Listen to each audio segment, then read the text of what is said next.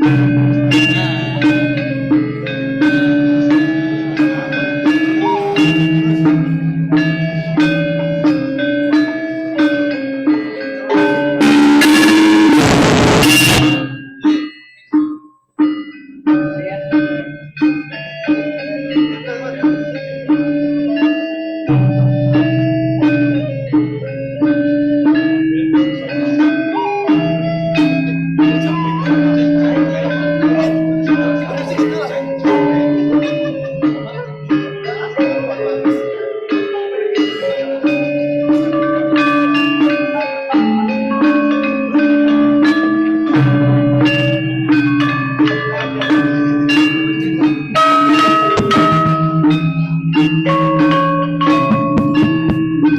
mic check.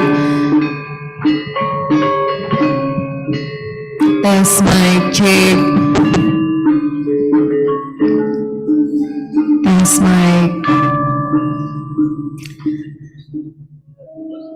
Jadi selamat pagi Bapak Ibu yang sudah hadir dalam auditorium di Tunggal Universitas Pendidikan Nasional dalam acara International Conference and Call for Paper yang dilaksanakan hari ini. Jadi Bapak Ibu, sebelum kami memulai acara, mungkin kami akan sampaikan bahwa terms of conditions, jadi seperti namanya adalah International Conference, jadi konferensi ini akan dilaksanakan dalam berbahasa Inggris. Jadi mohon nanti kerjasamanya untuk mengikuti acara dengan baik. Dan nantinya kami juga mengundang Bapak Ibu ataupun adik-adik mahasiswa peserta dari conference untuk bisa memenuhi kursi yang masih ada di depan, ya, karena masih ada peserta yang belum hadir. Jadi biar saat nanti acaranya mulai tidak kosong seperti itu. Kami persilakan kepada teman-teman mungkin dari panitia untuk memenuhi juga bagian yang masih tersisa di depan, ataupun para peserta yang masih ada di belakang, ya, yang masih ada di belakang sana boleh maju ke depan, kita isi bawah di bagian depan sembari kita menunggu undangan untuk hadir bersama kami di sini. Terima kasih atas atensinya.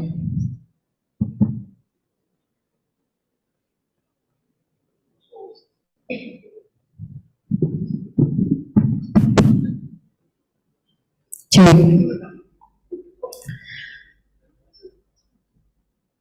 Baiklah, sekali lagi kepada seluruh hadirin, jadi acara International Conference ini dirangkaikan dengan call for paper. Jadi setelah acara seminar, jangan berbeda karena tetap berada di ruangan, ataupun nanti setelah makan siang kita akan lanjutkan dengan sesi call for paper, yang mana nanti akan ada presenter-presenter yang hadir menyampaikan hasil penelitian yang sudah disubmit dalam bentuk artikel ataupun jurnal di acara ini. Jadi hadirin ataupun adik-adik mahasiswa nanti bisa setelah lunch itu lanjut ke call for paper di setiap ruangan yang ada di depan.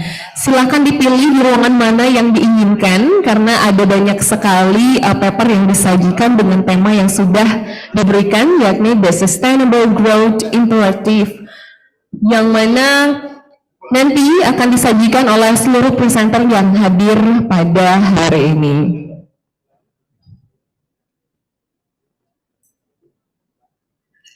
Oke, sekali lagi kepada seluruh peserta, mungkin ada di panitia bisa dibantu untuk mengarahkan ke depan yang masih di belakang karena masih tampak kosong di sebelah tengah di sini. Ataupun ada di panitia yang sekiranya dapat mengikuti kegiatan ini bisa berada di tengah-tengah untuk selanjutnya kita akan mulai acara ini.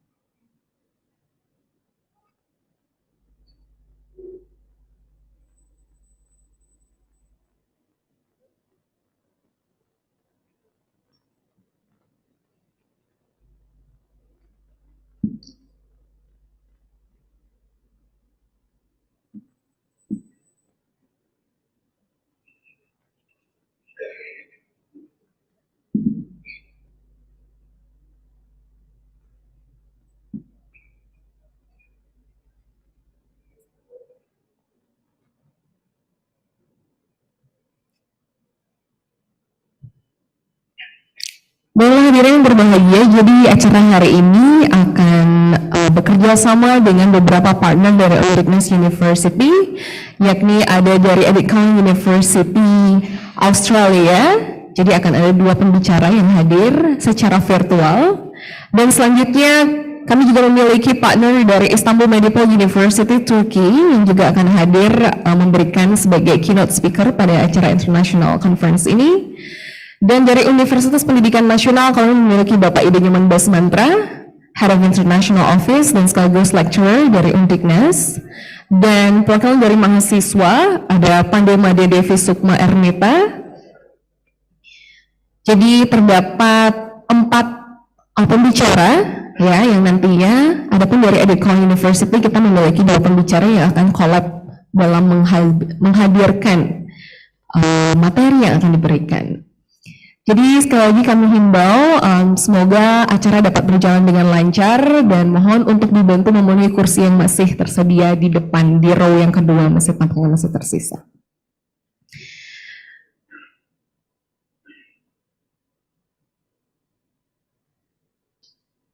Oke, baiklah kami ucapkan selamat datang kepada Bapak Ibu dosen ataupun peserta seminar yang sudah hadir, dipersilakan untuk memenuhi kursi yang masih ada di depan. Adapun adik-adik mahasiswa yang masih ada di luar, Bapak Ibu peserta yang masih ada di luar dari auditorium di tebal kami persilakan untuk berada di auditorium.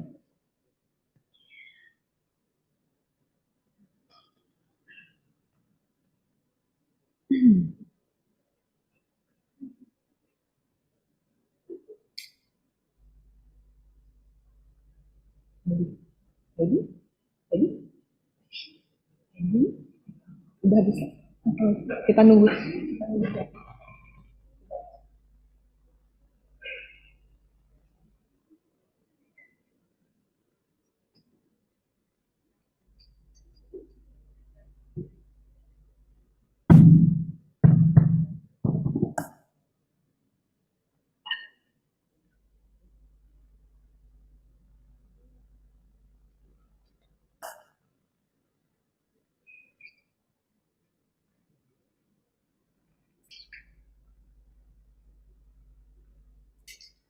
Well, ladies and gentlemen, let's start this international conference. Once again, can I have a big applause from all of you, everyone? Could you please give applause to all of us to begin this ceremony? Thank you so much for all of your attentions. So once again, welcome to the international conference and call for paper today that is held by Universitas Pendidikan Nasional or Undiknas University in collaborations with the students, organizations of Undiknas University, and also under supervision of Faculty of Economic and Business, ladies and gentlemen. Before we start this international conference, I would like to greet everyone who is joining this international conference. So, Your Excellency, Dean of Faculty of Economic and Business, Undiknas University, Professor Ida Bagus Raka Sordana, could you please to stand up?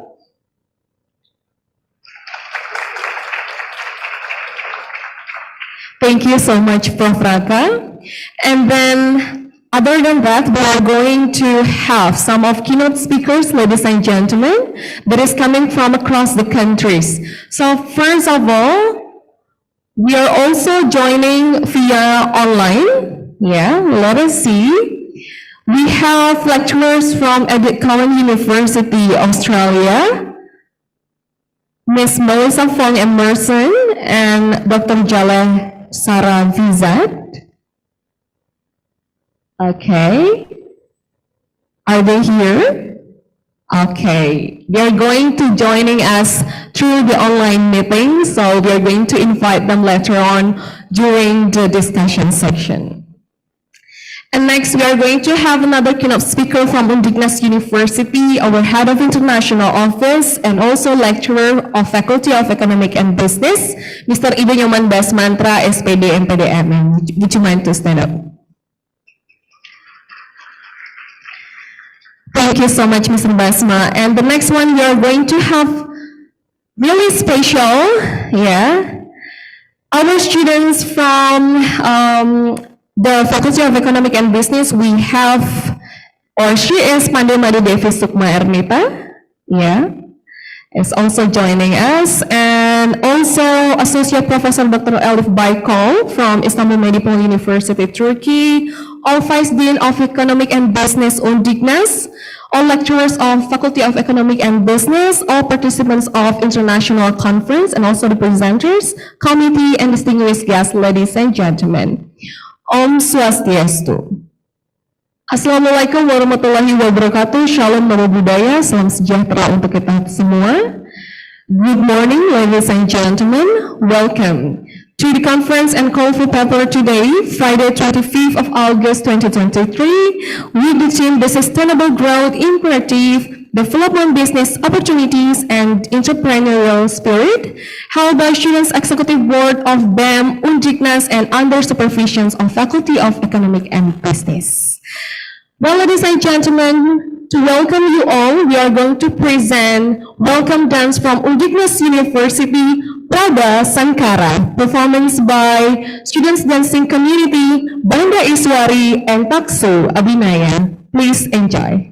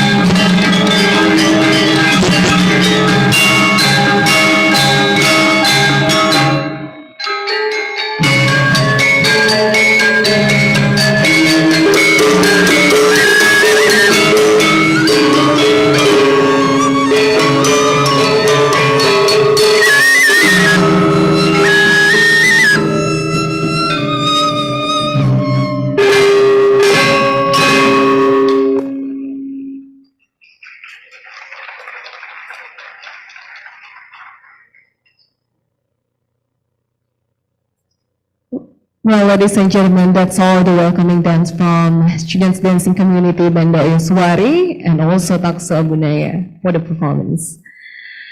And ladies and gentlemen, I would like to lead you to the next agenda, that is a prayer. So ladies and gentlemen, please rise.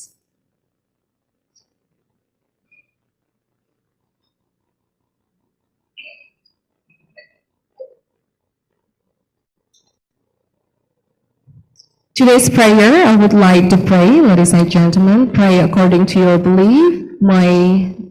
This conference and also call for Pepper will bring enlightenment to all. Pray starts.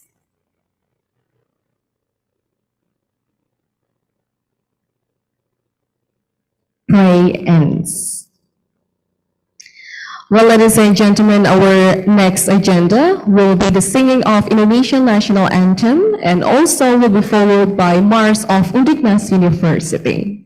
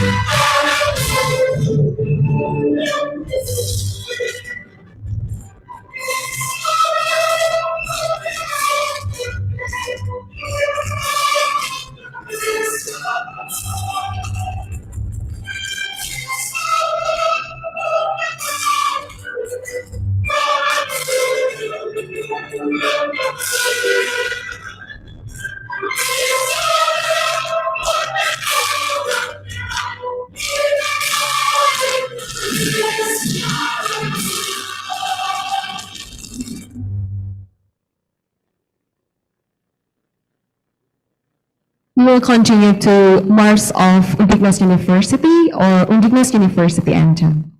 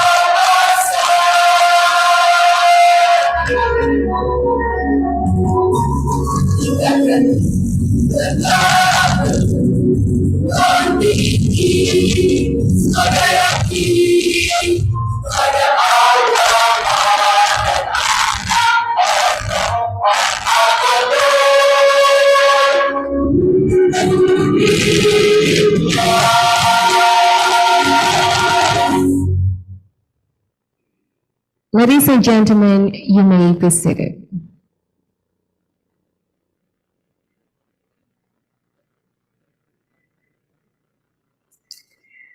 Distinguished guests, ladies and gentlemen, let's move to the next agenda. There will be a head of committee's report for the international conference and call for paper today. So I would like to invite, please welcome Nikomang Ratu Ayumas Cahyaningrum. The floor is yours.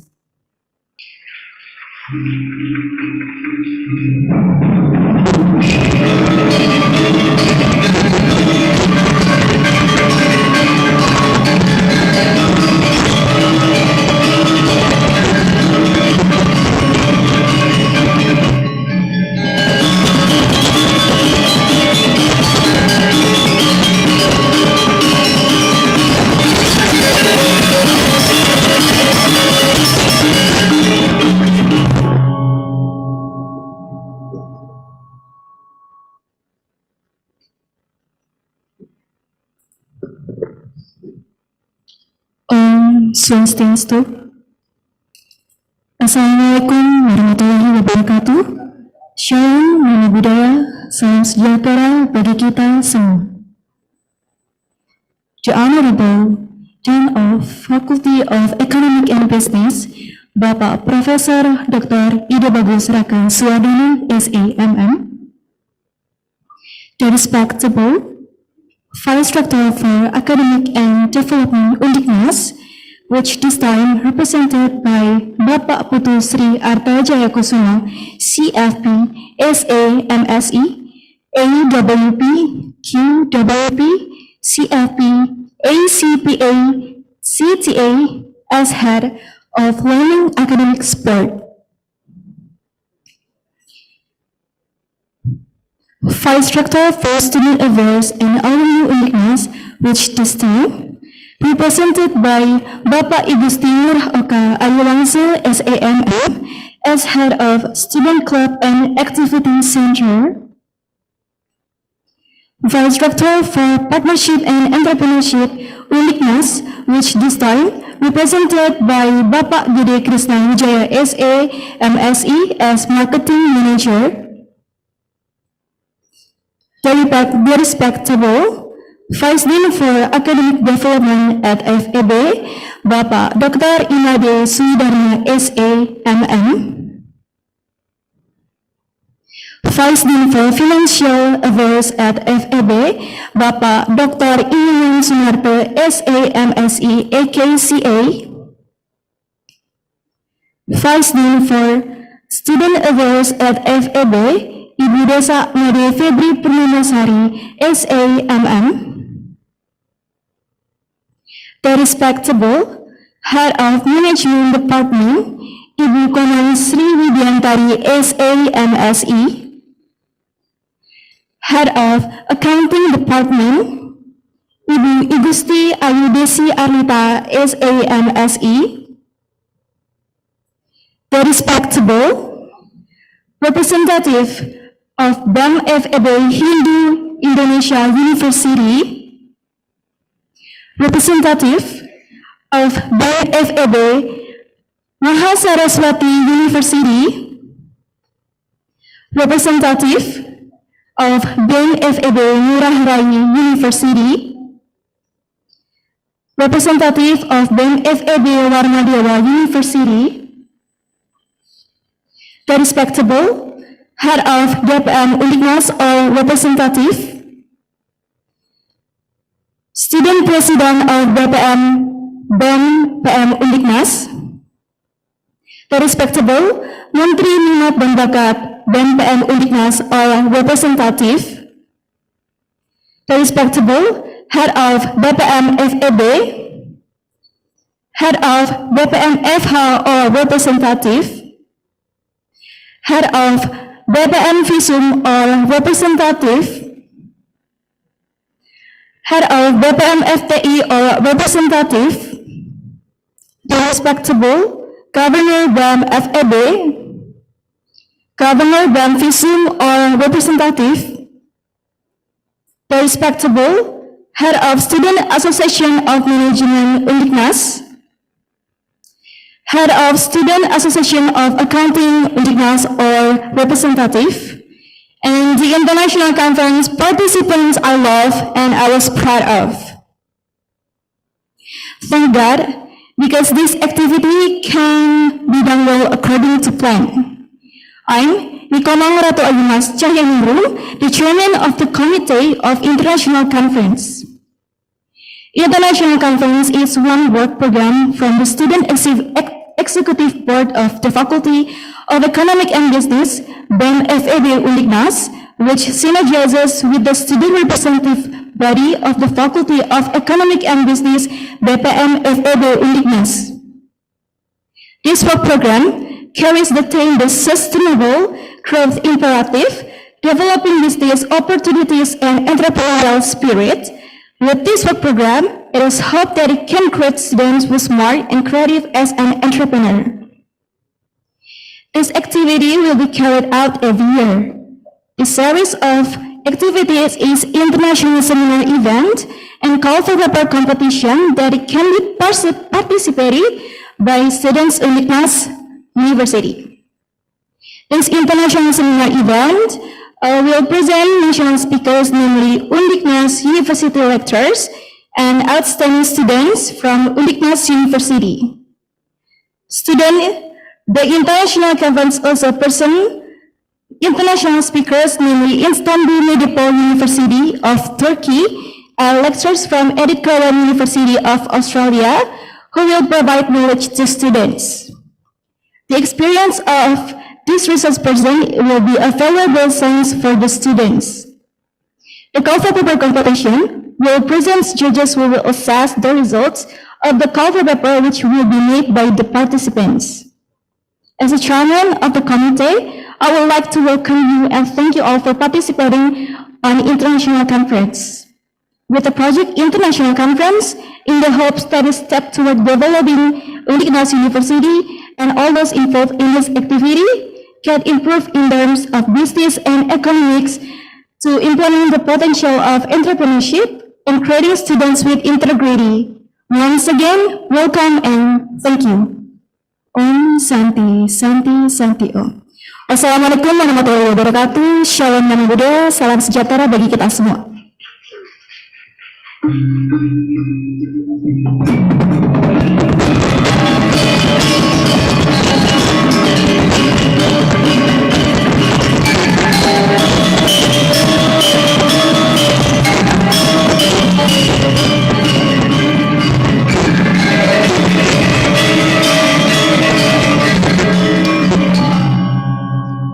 Well, ladies and gentlemen, that was the head of committee's report that has been delivered by Nikomang Ratu Ayu Mas Cahyaningrum. And the next agenda, we are going to invite our Dean of Faculty of Economic and Business, Undignas, for having an opening speech. So please welcome Professor Dr. Ida Bagus Rakaswardana, SAMM. The time is yours.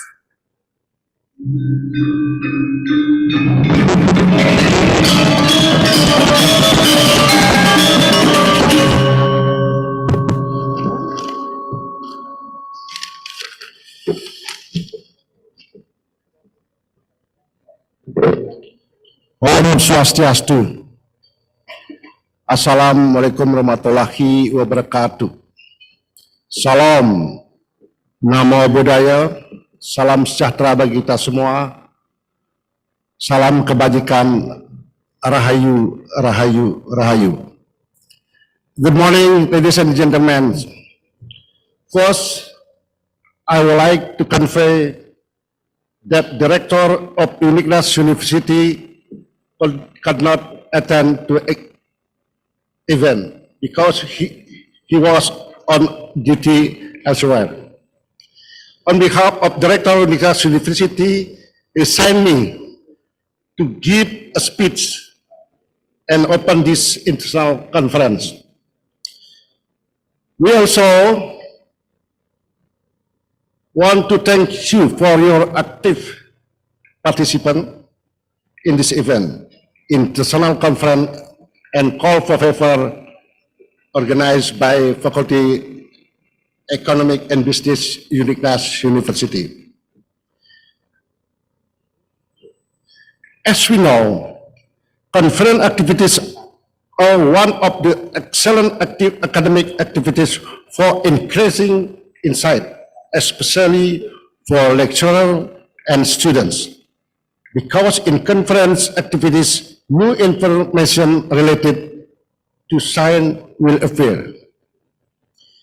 In college environment, the habit of presenting research results in the form of scientific activities such as conference or seminars and publish them in scientific journals is necessary.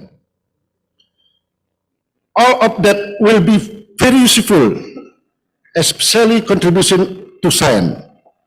Uniqueness University is very committed in this regard, namely organizing scientific activities that have an impact on the wider community, especially the scientific community. The theme of this conference, the sustainable growth imperative, developing business opportunities and entrepreneurial spirits, is very appropriate. Because if we want to develop a business, we need a high entrepreneurial spirit. At present, the competition in this business environment is very tight. So instead, in terms of entrepreneurship, is very important for the sustainability of a business. Of course, I hope that the paper discussed in this conference will be useful for many things, not only for the business and the academic side, but also hopefully will provide good experience for the participants who take part.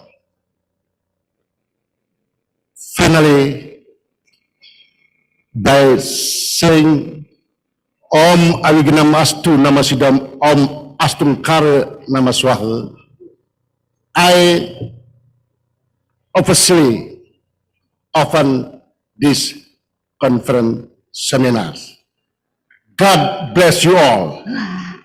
Om Santi, Santi, Santi Om. Well, give applause to the Dean of Undiknas University in Faculty of Economic and Business, Professor Raka. Would you mind to stay in the middle of the stage, because we are going to continue to the opening remark by doing striking gong for 3 times. So for joining our Dean of Faculty of Economic and Business, we would like to invite all the 5 deans of Economic and Business Faculty of Undiknas. And also we are going to invite Ketua DPM, Presiden Mahasiswa, Ketua BPM Undiknas, Ketua BEM Undiknas, and also Head of Committee of the International Conference and Call for Paper today to join our Professor Raka, the Dean of Faculty of Economic and Business, to officially open this international conference and call for paper by striking the gong 3 times.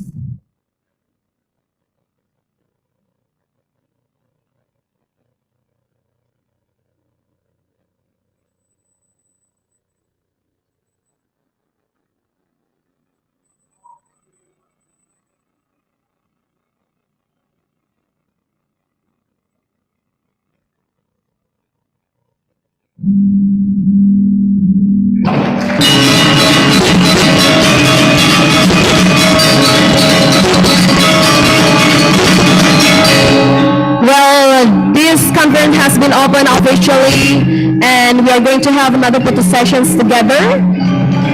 Ladies and gentlemen, standing in front of us are the students' organizations of Undiknas University, and also the Dean and all Vice Deans of Economic and Business.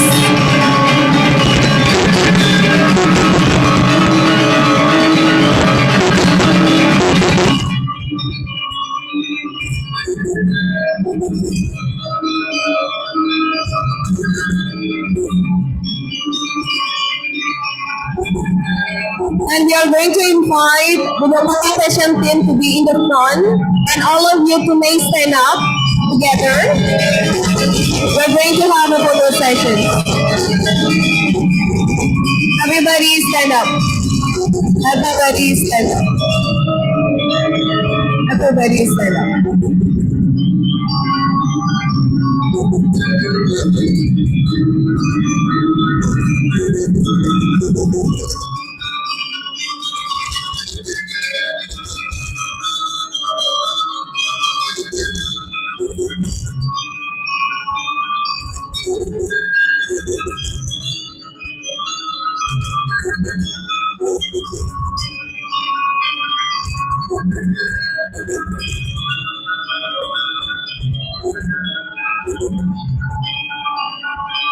Well, thank you so much, everyone. You may get seated.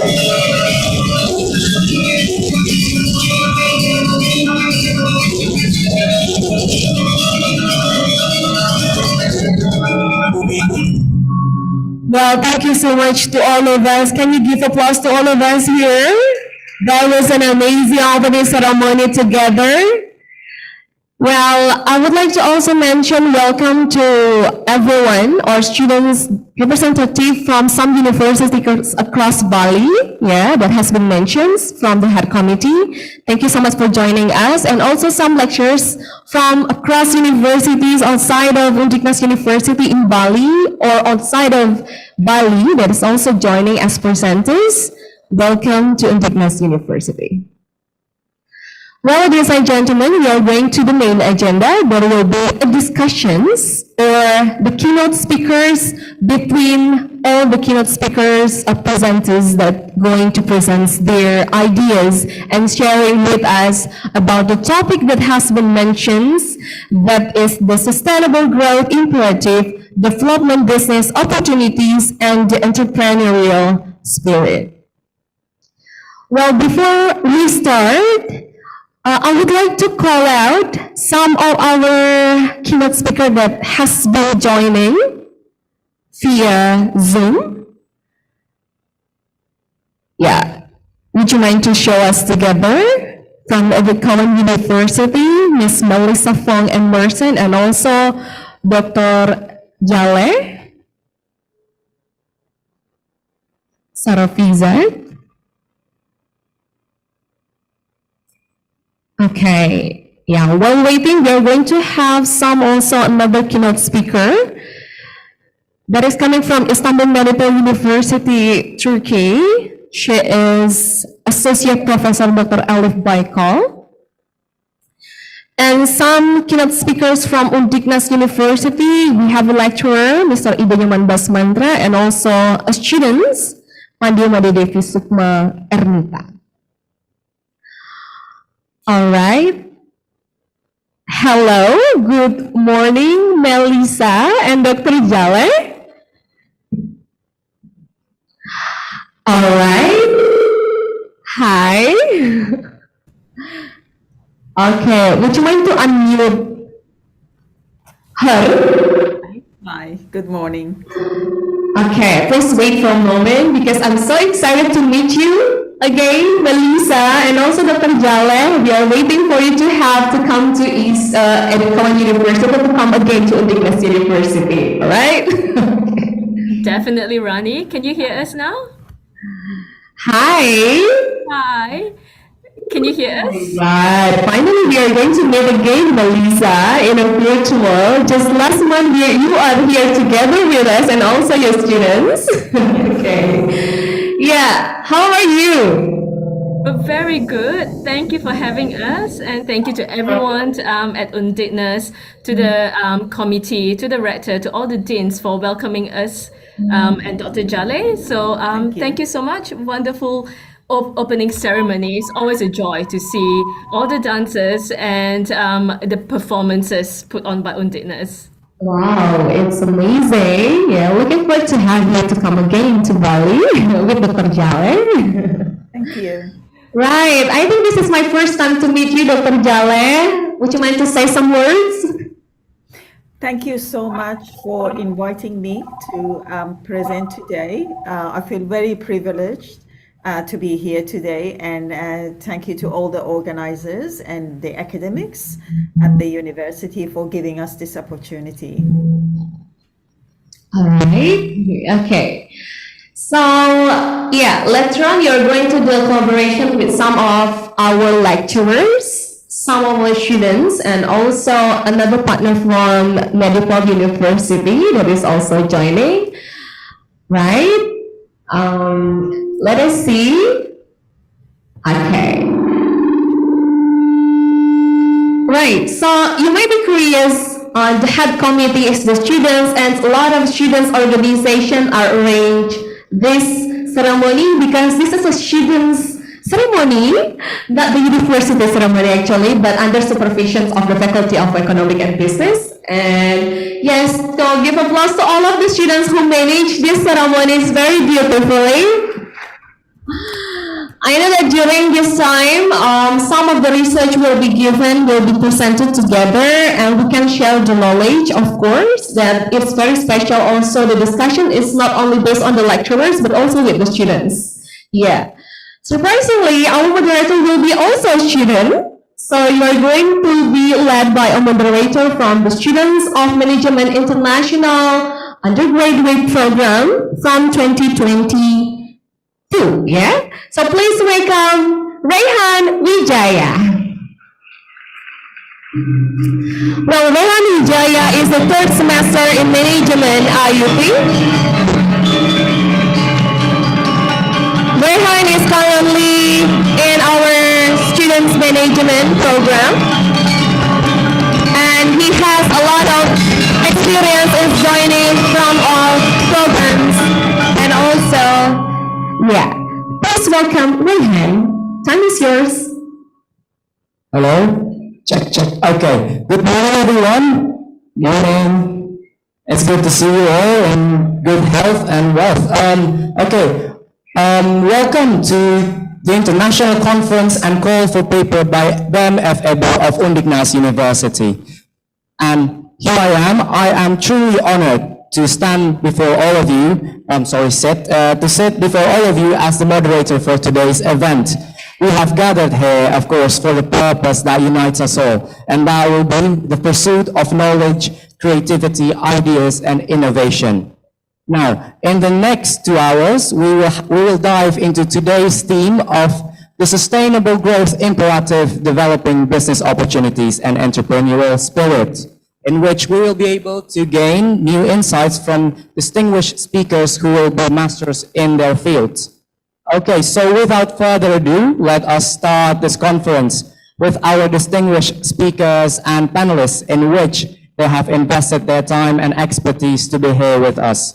Okay, calling upon our first keynote speaker will be Ms. Melissa Fong Emerson and Dr. Jale Sharafizat of Edith Cowan University. Hello, Ms. Melissa and Dr. Jale, are you here? I assume they are here, but we're still having issue with the, okay. Hello, Ms. Melissa and Dr. Jale.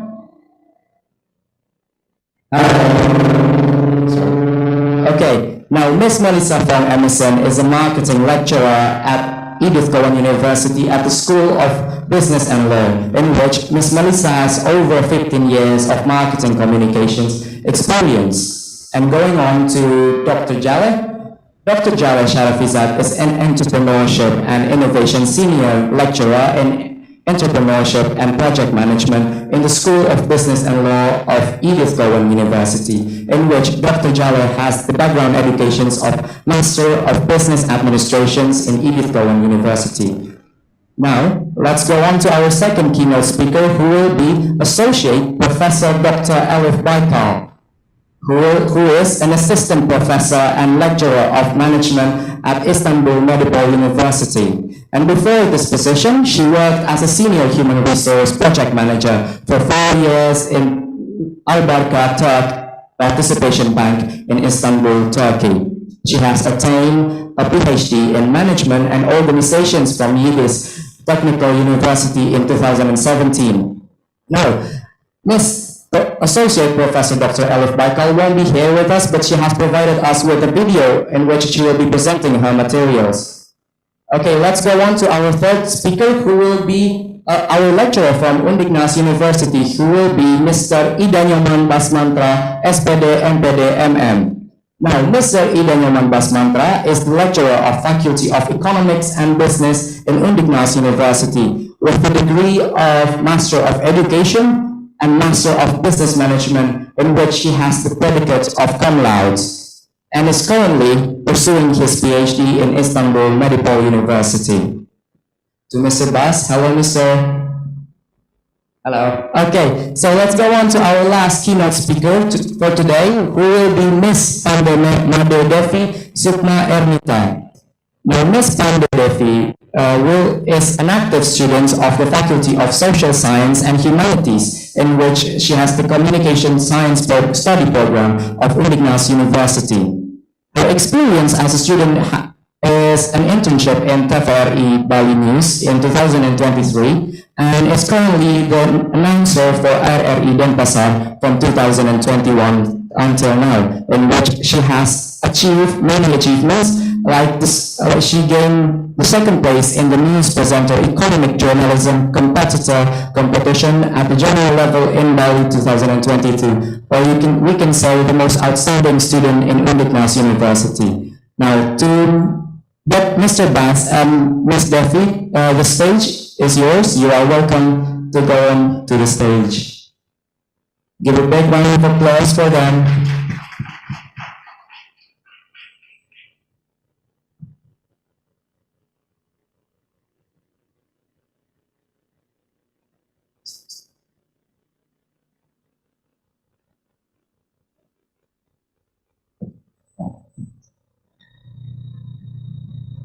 Okay, so thank you to all of our speakers for joining us at the International Conference and Call for Paper of Undiknas University. And before we start, just a heads up, each speaker will be given 15 to 20 minutes to present their materials, which will be continued by a 1-hour Q&A session later on. So without any worry, let the conference begin. To Ms. Melissa and Dr. Jaya, time and place is yours.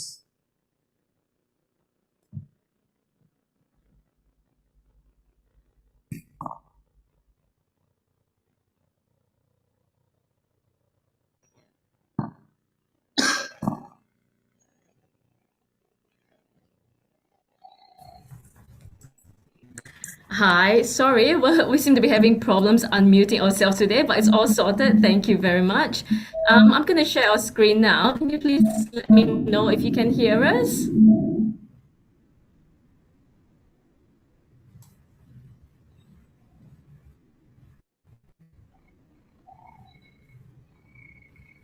Sorry, could you repeat that one more time, please? Sorry, can you hear us now? Yes, we can hear you, but not too loud. So for the operator, could you please increase the volume? Okay. Please wait for a couple of minutes. Thank you.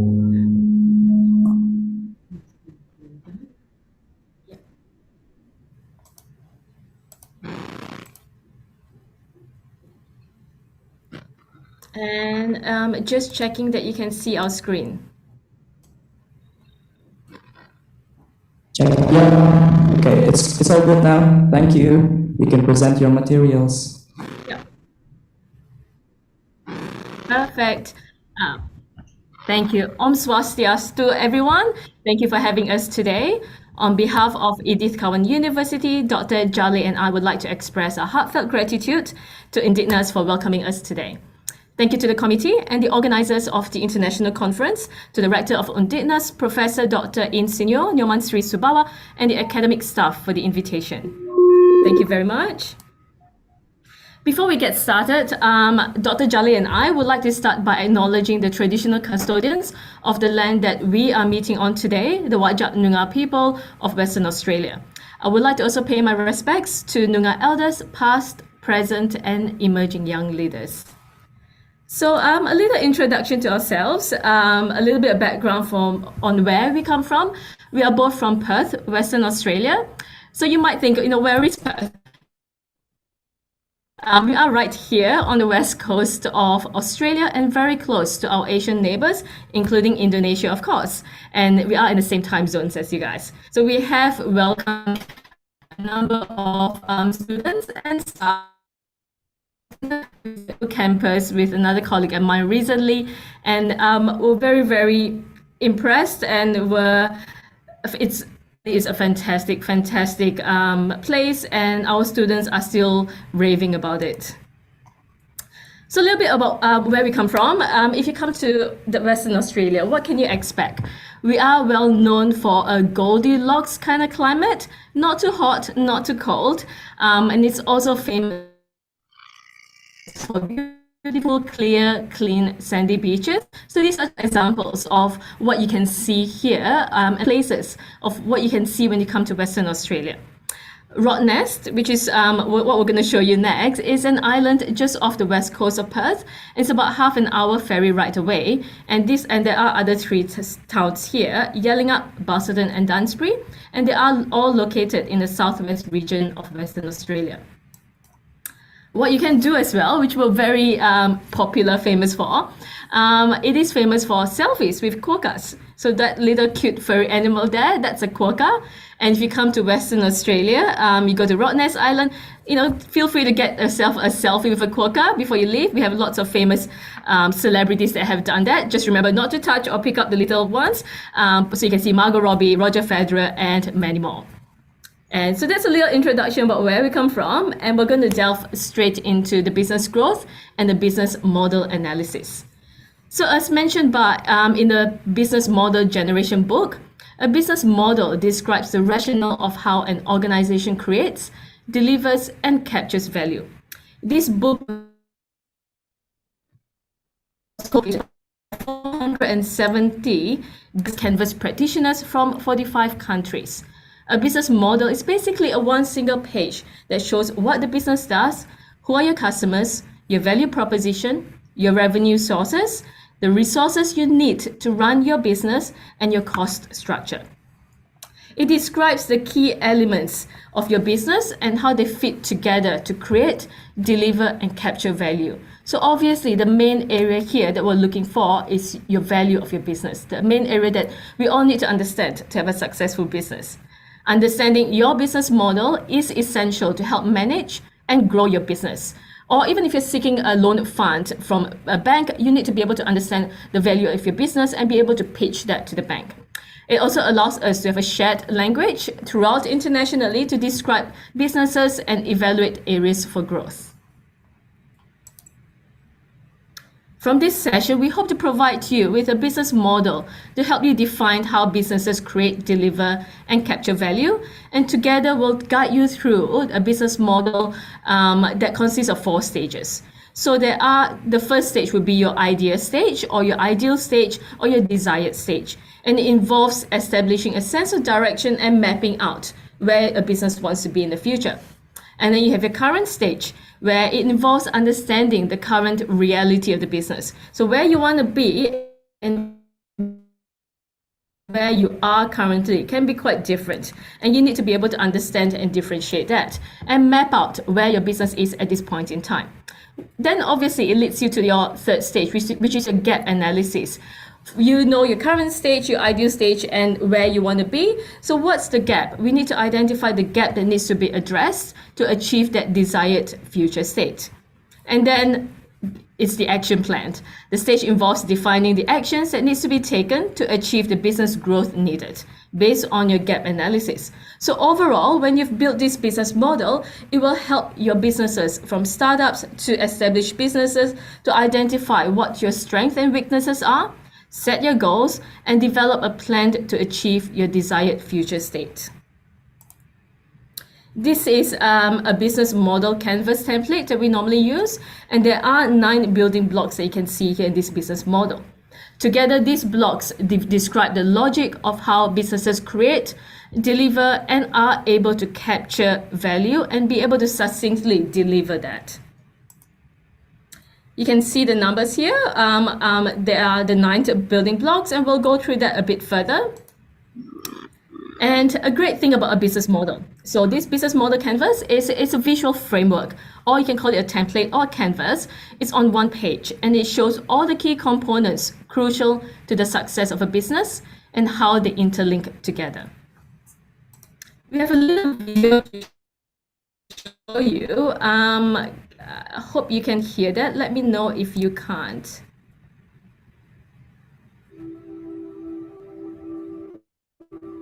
This is the business model canvas. Can you hear that?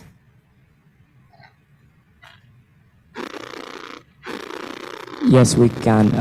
Thank you, thank you very much, Ms. Melissa. Yes, we can hear that. I think all of the participants are able to hear it, so you can play it. Yeah, thank you very much. Perfect.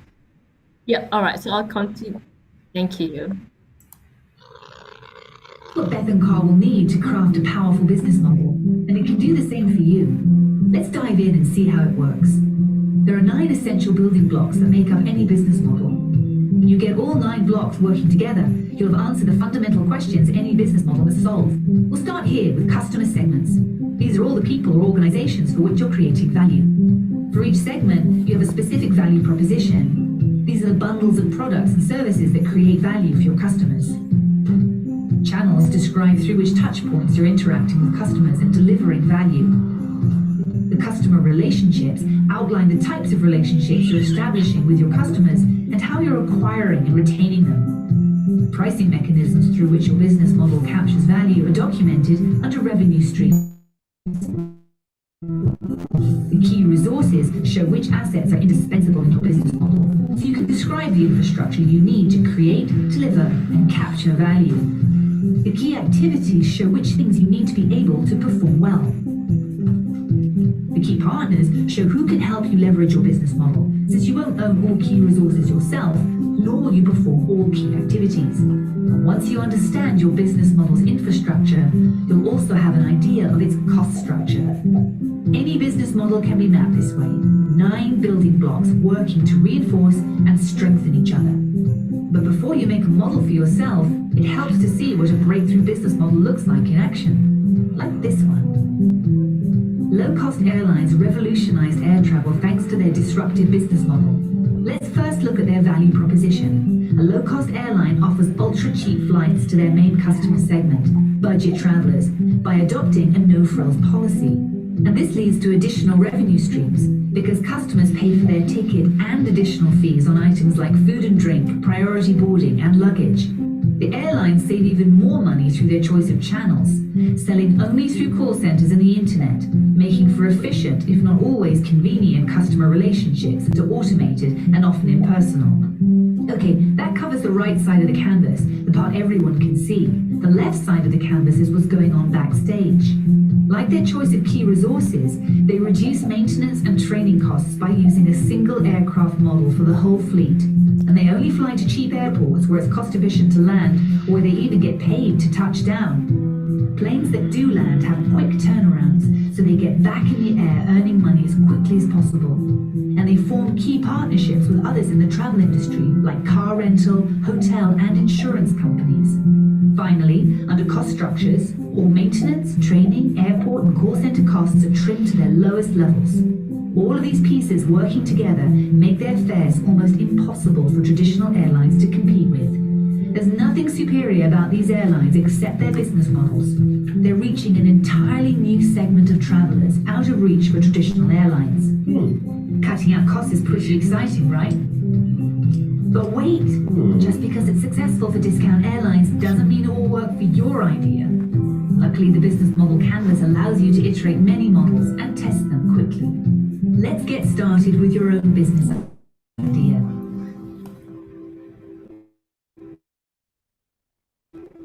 All right, so I hope that gave you a little bit of inspiration, and also to be able to see how a business canvas model and a business model is built. So let's move on to then buyer personas. And I'm sure many of you have looked at target market personas and understand target audience. But it is key here when you want to build a good business model, you have to understand who your buyer personas are. It keeps you focused on addressing customer priorities instead of your own. So your own perception of your target audience or your brand could be very different from your target audience. So target market and buyer persona is everything you need, and you need to understand them about your business model and also about your marketing strategy. So think about, does your business decision address the needs and goals of at least one of your buyer personas? If not, maybe you have a good reason to then reconsider your plan, no matter how exciting it may be. A buyer persona helps you paint a picture of your customer. Think about what the problem he or she wants to solve, what are the needs you need to satisfy. So remember, a buyer persona, you need to be solving either their pain points or giving them what they want, so their motivations. So you want to build a target audience which is broader, so that's your segment, and looking at your demographics and so forth. And then you want to get a little bit more detailed, which is into your target audience persona. What does this person look like? You could draw this person, name the person, and then you could go on and draw a second target audience persona, name your second customer, and your third one. Then you look what is similar and different about the groups of customers, and then aggregation of these different customers is a customer segment you really want to focus on. So you need to really drill down and understand your customers, and to be able to look outside in to provide the best success for your business. This is an example of a target audience persona you can use. There are many different ones out there, but you can, just from here, you can notice how detailed it is, how it describes the pain points, their motivations, and much more. So this will give you all the ideas to think, well, what do they want? How can my business satisfy that? And how does that lead into my marketing strategies and everything else across my full business? I will now pass you on to my colleague, Dr. Jale, for the rest of the presentation. Thank you, Melissa. So the second building block of the business model is your value creation. So this is where now that we have identified who our customers are, we need to look at what problem we are trying to solve for them, what needs are we trying to address for them. So what is our value creation? Creating and adding value for your customer is crucial for the success of a business. So the first thing about the business and marketing is to identify how you identify and address the pain points and the challenges of the customer, and what they are facing and what solution they are looking for and they want to overcome when purchasing your product or your service. So with value creation, in the building block of the value creation, simple questions that we'll be asking ourselves is, what is the value that we offer to our customer? What problem are we trying to solve for them? What needs do we satisfy? How do we make their lives better? And what is the value your customer wants or seek? So this is where we need to make sure we focus on the benefits of our product or service rather than the features of the product. So the next building block that we look at in our business model are our channels we use to reach our customers during the different phases. So there's the awareness phase. So how do we raise awareness about our product or our service? Then there's the evaluation phase. How do we help customers evaluate the value proposition that we are offering them? Then there is the purchase phase. How do we get our products and services to the customers? How do customers come and purchase our product or our service? The delivery phase. How do we deliver the value proposition to the customer? And finally, the after sale. So how do we maintain that post-purchase customer support with our customers? Now, customer relationships is the fourth block of the business model. So every business maintains customer relationships. The aim is to help us get new customers, keep our current customers, but also grow our customers. Now, businesses often have different customer segments, and the relationship might be different during the different phases of our customer relationship and also with different customer segments, and it may be driven by different motivations. So the questions we are asking ourselves in the fourth building block of our business model is, what type of relationship do we establish and maintain with our customers? How are these integrated with the rest of our business model? And do the relationship differ for different customer segments and at the different phases? So the fifth building block that we complete on our business model is the revenue stream. At a very basic level, a business model can involve two different types of revenue streams. The transaction revenues resulting from one-time customer segment payment, for example, selling a car or selling a product. And then there are recurring revenues resulting from ongoing payments, for example, subscriptions, memberships, leasing a house, a car, equipment, rent, etc. Now, the revenue can come from different sources. So you have the asset sale, where you actually sell a physical product and transfer ownership rights. For example, you may sell a book, electronics, a bottle of wine. Usage fees, these are based on the usage of a particular service. For example, hiring a car. Then there is also subscription fees. You charge for continuous access to a service. These can be monthly or yearly fees for access to the gym, the library. They can be lending or renting or leasing fees. You charge a temporary amount to give someone access to use of a particular asset for a fixed period of time in return for a fees, for example, renting a house. And then there are licensing fees and advertising fees as well. Licensing is when you give permission to the customer to use your intellectual property, such as patent technology, for a license fee. And then there are advertising. You advertise other products or services for a fee. So when we are completing our revenue stream on our business model template, again, we ask a couple of simple questions. What are the key revenue streams in our current business model? And are there any additional revenue sources that can be exploited for your business? Then the next one is your resource and identification transformation. So again, there are different types of resources: physical, monetary, organization, or relational resources. And we need to be able to map them. Some of these would be tangible, some of them would be non-tangible.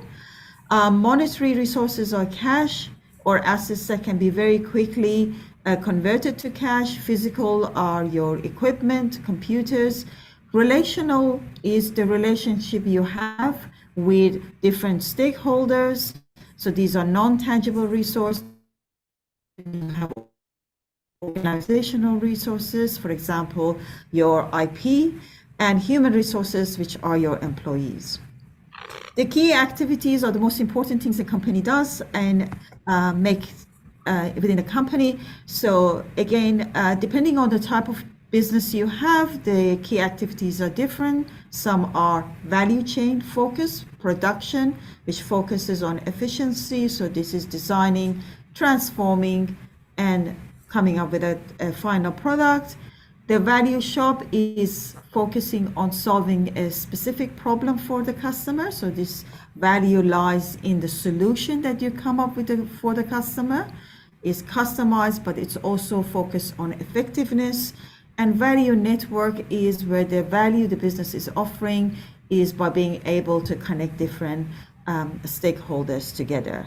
So again, simple questions that we'll be asking ourselves: what's the value logic inherent in our business, which is used for value creation? And whether we identify ourselves with any of these value logics, or is a mix of the different ones.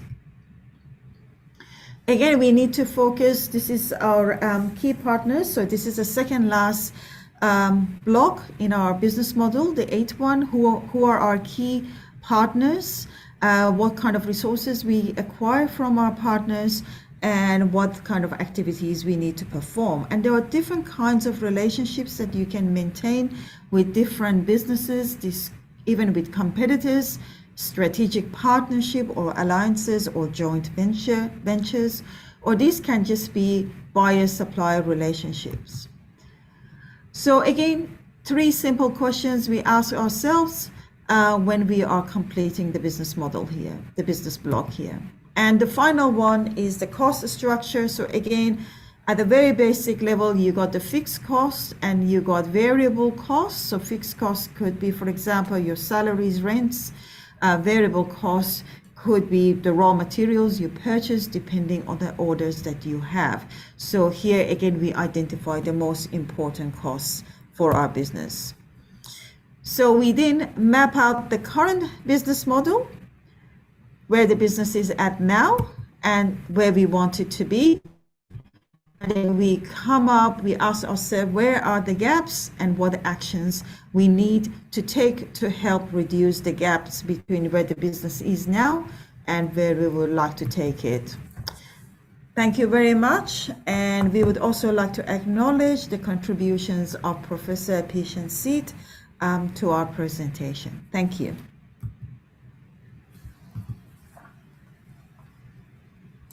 Thank you very much, Ms. Melissa and Dr. Jaleh, for the beautiful presentations on business model analysis.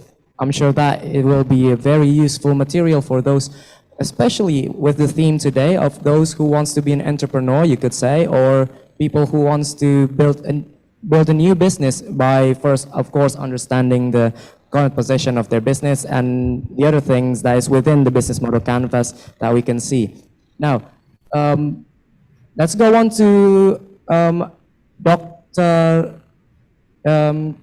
Elif presentations now for the next material. For the operator, you can play the video.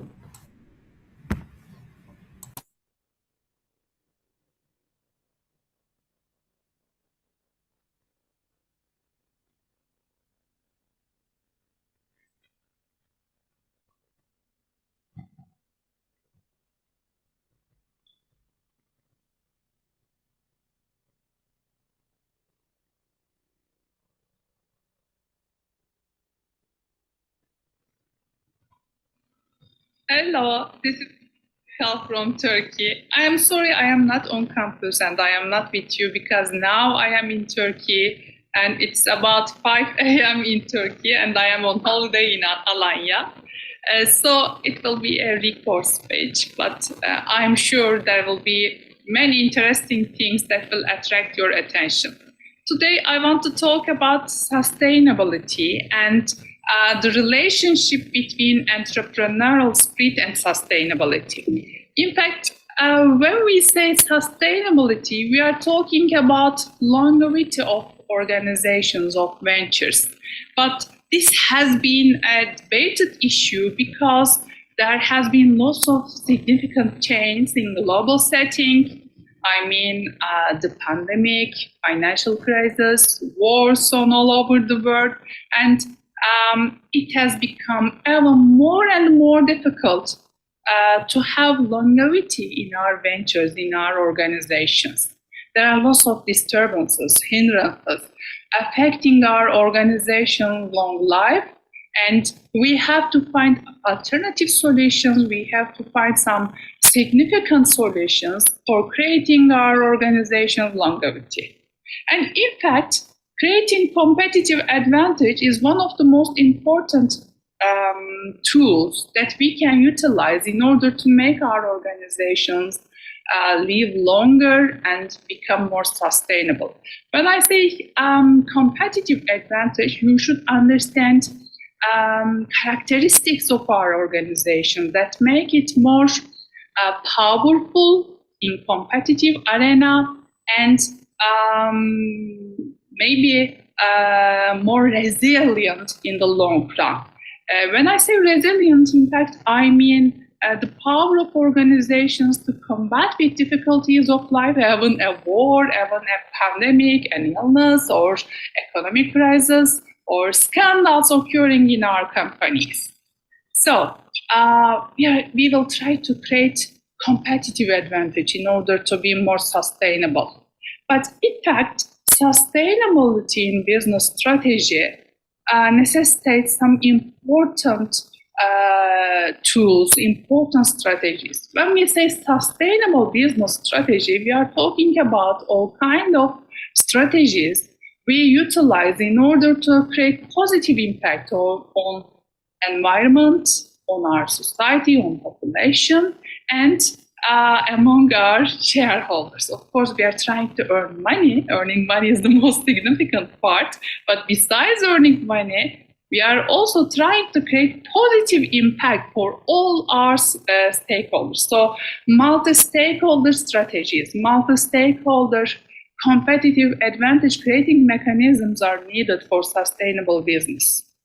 So, in fact, we are trying to burden the pressures coming from our outer stakeholders, external stakeholders, and also an inner pressure for more successful and more sustainable business. We have some difficulties in creating competitive advantage. Actually, we have lots of difficulties, but I will talk about the most important one. First of all, we are combating with uncertainty. There are uncertainties regarding political issues. There are uncertainties regarding economic issues. We don't know what our rivals are doing. So in a competitive struggle, in fact, in economic markets, we are also struggling with fierce rivals that are ready to eat us. And we are dealing with multiple stakeholders. We have lots of stakeholders, both inner and external. In the inner domain of my organization, I have my employees, managers, my shareholders, and people working with me as my strategic partners. And then in the external world, I have rivals, authorities, political authorities. I have international competitors. So I am struggling with many stakeholders. This is also a big issue. And we have global pressures from international companies or big governments on all over the world. And the population in international, in global domain is also creating pressure on me. And we have ever-changing management paths. What do I mean? There are always some pressure on me. There are some paths, new management techniques that are considered as the most meaningful version of managing my organization. And I have to change my strategies according to these new trends. For example, nowadays, there's a trend of green management. I will also talk about this because it is related to our issue. So the management paths change from time to time, and I have to align my business strategies according to these new paths. And one of these paths is triple bottom line. Maybe you may have heard about it. It's a bit related to green management that I said before. In triple bottom line, we are trying to create sustainable organizations, sustainable ventures. So besides earning money, besides making money, I am also trying to create some positive impact for the society and for the environment. This is really interesting. Not only society, environment is also important for me in the triple bottom line. Normally in the bottom line, I am trying to make money, I am trying to make profit. But in triple bottom line, I am trying to create some benefits for the society, and also I am trying to create some benefits for the environment. So you may think about corporate social responsibility, corporate organizational citizenship. These are all related to triple bottom line. I am trying to make my organization more stakeholder friendly. And this is one of the first strategies that has been created for sustainable organizations. Look at this figure, please. You can see that there are three important keys in triple bottom line. One of them is making profit. Of course, if I am not a non-governmental organization, non-profit organization, of course, I will make money. Earning money and making profit is one of my most important, significant responsibilities, because one of the most important stakeholders of my organization, I mean our owners or shareholders, expect making profit. On the other side, there are people side of the triple bottom line. What is these people? Of course, the population. No matter they are my consumers, they are my employees or managers or not, maybe there are some group of people that are not working for me, that are not buying my products, no problem. I have to create some benefit for them too, because they are living in this population and I am a part of the population as an organization. For example, in Turkey, if I have a company in Turkey, no matter some people living, for example, in Ankara or Antalya or Istanbul, they are buying my product or not, no problem. I should create some benefits for them because they are part of the population. And planet, this third leg is about creating impact, positive impact for the environment. In both green management and triple bottom line, we believe that the organizations have a responsibility to create some positive impact for the planet too. And what else I have to do for creating more sustainable organizations? There are some alternative methods of creating sustainable organizations. Besides engaging in triple bottom line strategies, I can also engage in sustainable innovation strategies. I have chosen a methodology framework for you. In fact, I borrowed from the consultancy company Deloitte. Maybe there is Deloitte in Indonesia too, I'm not sure. They have a framework. They are talking about 10 types of sustainable innovation. In fact, besides making innovation in our products, we can do innovation in some other domains too. They're talking about these other domains. What are these domains? In fact, they have created 3 categories for innovation. One of them is configuration. It's about innovations in business model. The second is innovation in product, the most known innovation type it is offering. And the third type is experience innovation. It is most related to the after-sales innovations or those kind of innovations related to my relationship with my customers. So in the first part, in business model, in configuration, I am trying to find new ways to make money. Maybe I am creating new business models, new profit-making models, or maybe I am building wider networks. I build some relationship with other strategic partners. I create some collaborations or partnerships with other companies or with some other non-profit organizations or even with government. So I'm trying to build a great network. This is also kind of innovation because I am creating something new with my new network. And maybe in the third alternative, I am playing with my structure. I am building a new organizational model. This is really interesting and not easy to imitate by my rivals. It's also considered as a good type of innovation. And maybe I am changing my business processes, business workflows. I am creating some original business workflows that are really interesting for people and they can't imitate it. It is also making me powerful. This creates some kind of competitive advantage and it helps me to be more sustainable.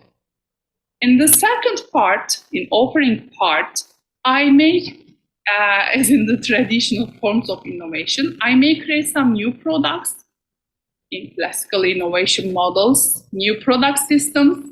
But in experience part, I am trying to create original workflows or original business models for conducting my relationship with my customers.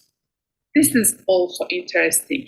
I'm trying to give original after-sales services. I'm trying to create some original channel management tactics in logistic part especially. And I am playing with my brand image. I'm trying to create a high brand loyalty for my product, and I'm trying to find alternative ways for customer engagement. And one of these tactics, it is one of the most original ones, is blue ocean strategy. What is blue ocean strategy? It's about simultaneous pursuit of differentiation and low cost to open new market space and create new demand. Be careful, in blue ocean strategy, I am innovating something, I am building a new business model, but with this new business model, I am creating an uncontested market space. So I am both creating a product and I am creating the requirement of customers regarding this product. So I make them aware of the fact that they need my product.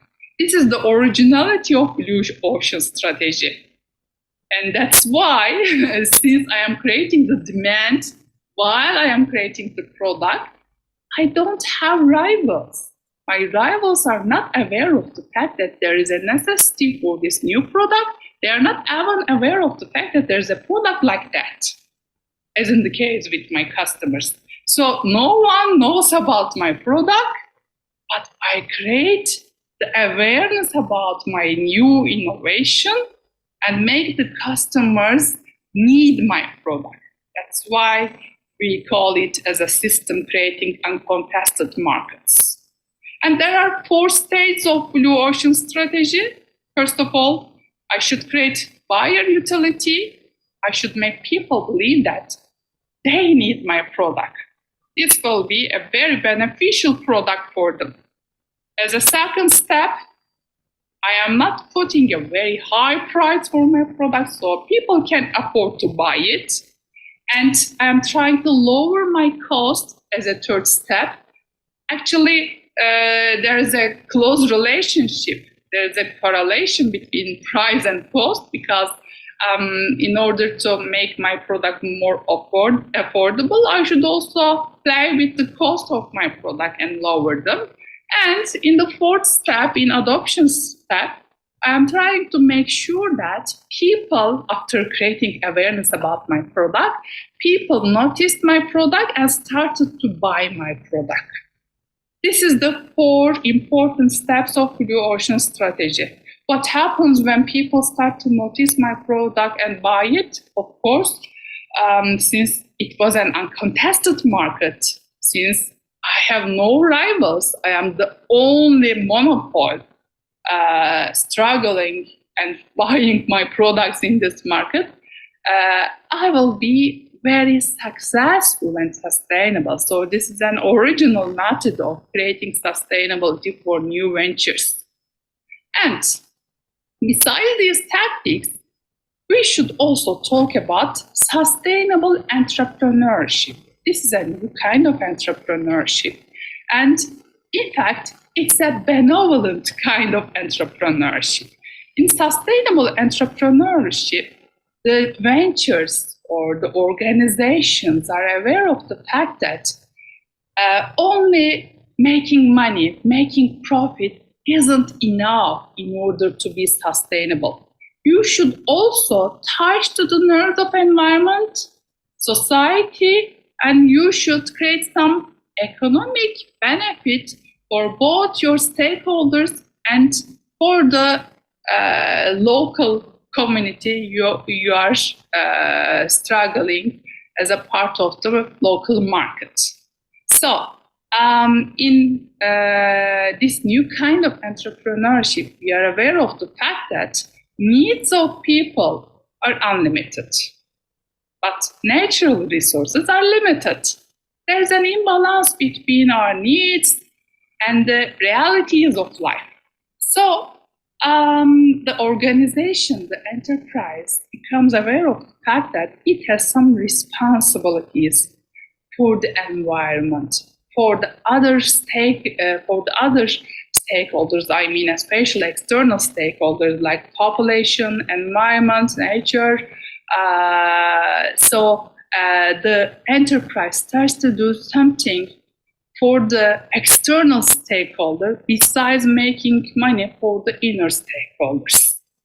So we are both aiming sustainable organization and also sustainable society and sustainable environment. So when we say sustainability, actually we should understand both sustainability for my own organization, for my own body, and also sustainability for my outer space, for sustainable society and environment.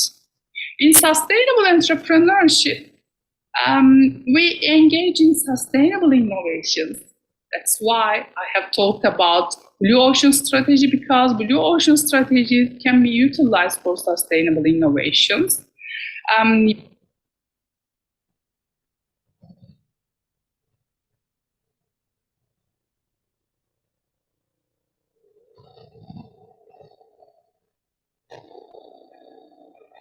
Right, so that's all from Dr. Elif with her presentations about sustainable growth imperative that we need to think of. So give applause. Yeah, in this material, she mainly talks about how to create a sustainable growth imperative by, of course, creating competitive advantages by considering innovations such as making sustainable product to help the environment, and which will help the planet as well, and the people, which will impact positively to the social, and of course, still making profits. Now, before I go on deeply into that, let's go on to our offline speaker here, who will be Mr. Basmantra. So time and place will be yours. Okay, thank you, moderator. Well, good morning, everyone. Morning, are you with me, guys?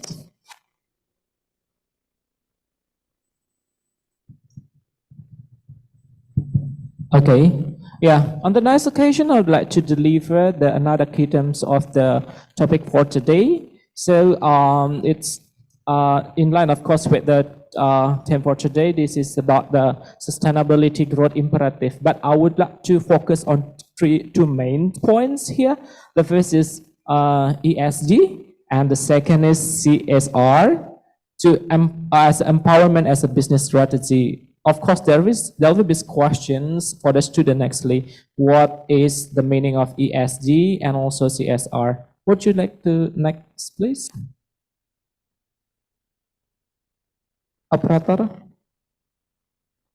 Okay. Yeah. Well, talking about the sustainability, next, just go on. Well, okay, so there will be three important sentences here. I quote here. The first one, related to sustainability growth imperative. Sustainability means that how could we long life in terms of whatever you want. If we're talking about business, of course, we focus on the business itself. If we talking about law, of course, how to make law become sustainable life. So the the destination of the sustainability, of course, the environment itself, because environment give us the situations, conditions, and also what we call it as the ambience in our life. Yeah, and also growth imperative. Growth imperatively means that how could we make it in the acceleration? Yeah, acceleration our business, but we have to take care our environments. So it is about making decisions today that will not compromise the ability of future generation to meet their own needs. Especially for business here, it means taking holistic approach.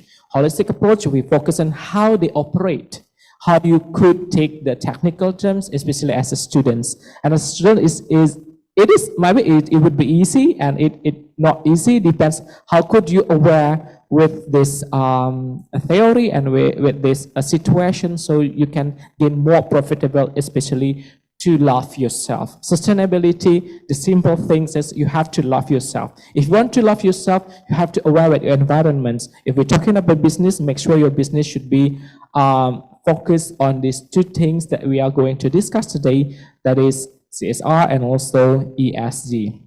And of course, it's now integral for the future business success. And sustainability here, I give you definitions, is a powerful value creation. So the sustainability will create new revenue streams and better product portfolio that helps consumer to make better choices.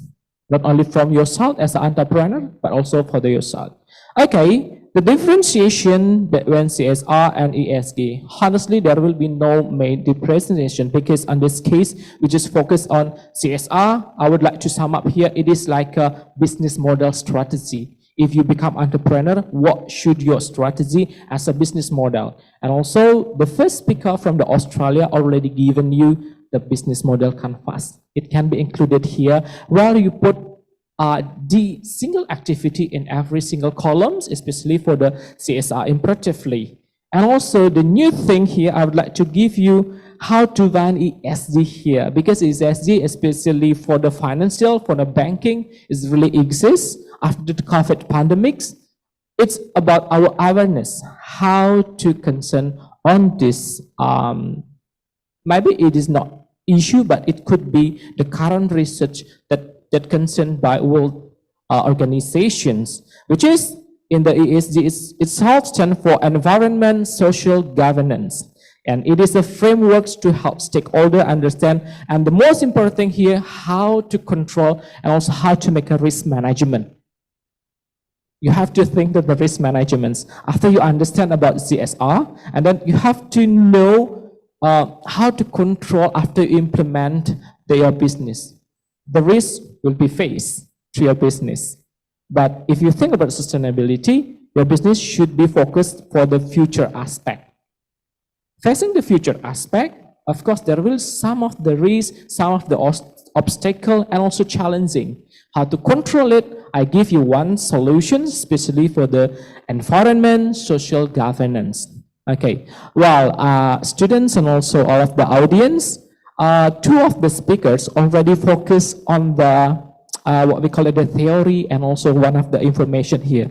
I would like to close for you. Okay, so guys, I would like to concern on the implementations of both of these sustainability factors, the first CSR and also ESG. So what are they? I would be concerned on the international or multinational companies implementation, and the second in our national companies. So through this implementation, it would be, I believe that it can make you more understand, because how many companies, which companies implement this sustainability project?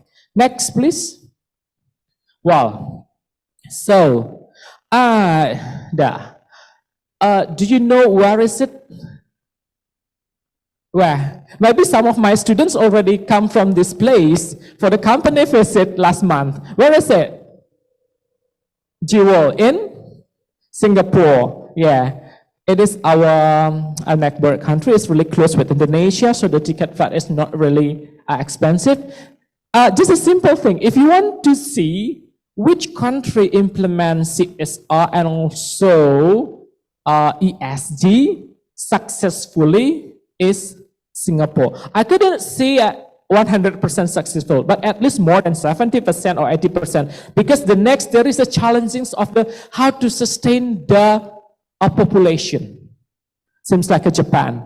They can sustain in their business, but cannot sustain for the future populations, because the impact is the citizenship there only focus on their business. Environmental planet is very good, but they don't want to sustain their population. Yeah, because the mindset is really what we call it, just close to work, not to love themselves. Okay, so this place, the Singapore imperatively, affirmatively, and very successfully in accelerating the sustainability growth. Because of what? Because they have a good leader. So the leader concerned on what?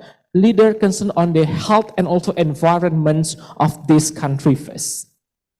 If the environment already good, already success and help for you, of course you will get a better ambience and also a better situation to start your day to work. Yeah, and it is good for to gain the profit, to create the products, and also how to grow the idea. And you easy to get idea because the environmental is really safe and healthy. For example, the condition of this building, right? The setting, the design, it support you how to feel comfortable, but not feel sleepy, please. So you can focus to think it's really seriously. Next.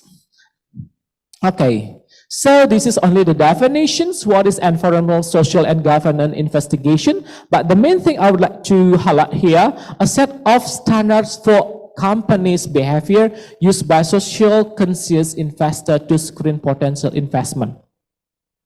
Hi guys, you are young generations. If you're concerned on the sustainability, yeah, I believe that you will concern with your future life, better life for your future. And why we call it better life for the future? Because world life nations focus on the sustainability aspect and views. So the investor will join to your product, will join to your company to not only to compete with you, but they want to have a collaboration. So it's called a good corporation for the international system. Because you start with the awareness of environment. Next. Well, yeah.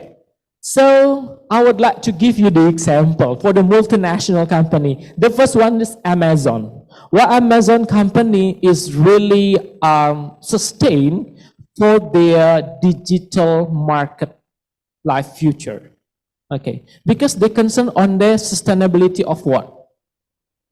Sustainability of the uniqueness of their idea. They focus to give the customer unique product and also how to make customer really easy to buy after the COVID-19. So it is really exists in a better marketplace. Help the people how to have a product to the conditions, difficult condition of the COVID-19. So they focus on the sustainability, how to provide the product indicates online system for the COVID-19's needs. Okay, so you can see how they growth. They focus on the this is Amazon flywheel. I got this as a strategy of the for the company strategy and business model, what they call a virtuous cycle start from the customer experience. So if you start a business, how to make sustainability, you can quote from this one, because you have to focus on the CRM, customer relationship management. How could you connect with your customer? Of course, I believe your lecturer focus on the consumer behavior. So you have to listen, what is the consumer behavior? And don't forget, every consumer has a different, what we call it, different era. Which one is the baby boomers, X, Z, Alpha, and Beta. So you have to focus on this.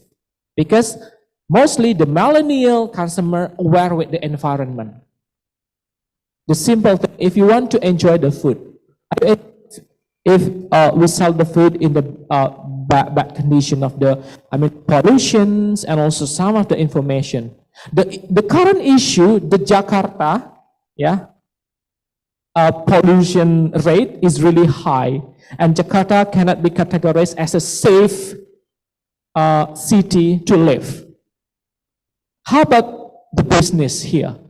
So the investor won't have a infestation here. So it means that even in the center of the business, so the Jakarta resident, the Jakarta government couldn't rise their profit to focus on it. This is the example. Because the city, the business conducted is not aware of the environmental damage and also pollution, so we have to concern of the place. Next, we have another company. Okay, palm oil issue. Do you know PepsiCo company? Do you like Cheetos? Do you like Citato and all of kinds of product? Yeah, why Citato changed to the lies and blah blah blah. This is the issue. If you're in management system, you know why it is changed, because the concern on the sustainability, because they already what we call it protests by the international environmental organizations. Well, this is the the strategy and also corporate social responsibility that is implemented from the PepsiCo company in the world. And I would like to move to the national company. It's really interesting. Next. Maybe if you sell the product, so you understand, oh, products should be aware of the environmental. But we think at the surface, this is the bank. Sustainable of what? For your fathers, for your mothers who already have got the retirement to the pensions, this bank implement about the sustainability based project in their segments. So there is the vision and missions. Next. Okay, I would like to give you what is the strategy of sustainability of the BTPN Bank. Okay. Okay, there is a daya. Okay, this is a strong track record to building a new business. Next, it started since 2018. Next. Okay, this is the project. Back please. To the back slide. Yeah, okay, this is the daya project. Next. Okay, good. The first, they focus on the three unique business by unifying them sociality. We call it Sehat Sejahtera, Tumbuh Usaha, and also Tumbuh Community. So this is a product. So this national bank implement this, how to implement the sustainability. So that way the rate of this financial the annual report every year is very good for this bank. Otherwise, if we compare with the BRI and also BNI, it is very good because they implement the sustainability project. So the investor want to give trust, yeah, especially for this bank. Next. Well, okay, this is the DAYA implementations. I have the next slide. Okay, so this is the DAYA three main pillars, the example of how our national bank implement these pillars of the sustainability designed to encourage and improve the healthy lifestyle at all BTPN customer and developing their business through various activities and community welfare through various activities. So not only focus on the profit, but they focus on the people, like what Dr. Alif said, and also on the planet. Oh, how to make people health indicates on this, the banking system, and also how they sell their product and also their services. Would you continue for the next slide, please? Okay, this is one of the created a poster. It's really interesting. How could they cover it? So sustainability not only for the product, but they give a campaign just to make audience awareness and also customer awareness. Next. Okay, so in terms of the HR, human resources management, this is a system. So you have to be focused. Complex environments. Our environments healthy or not, and how to create our business become good. Yeah, and also in internal one, there will be social system, technical system, and also indicate the task of the work people, and also structure and cycle system. So it is focused on how could you project yourself indicates of this project running. Next slide. Okay.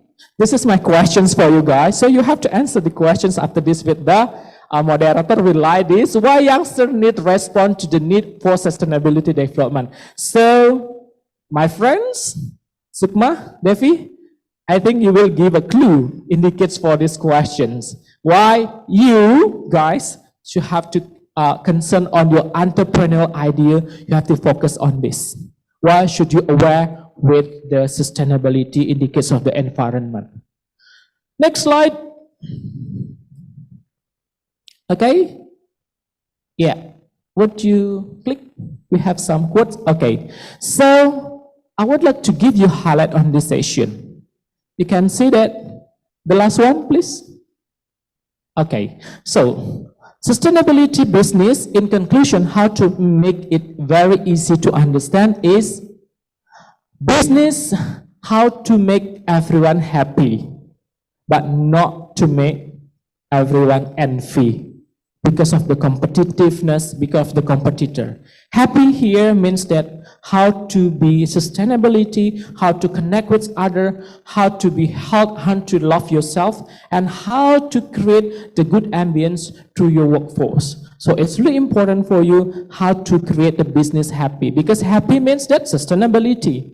If you focus on the profit, of course, there will be competitor. So you will create the envy environment. So sustainability here means happiness, how to create your business. Thank you so much. You have to learn from the best, and then you can be brightest because you can implement of the sustainability project. Thank you.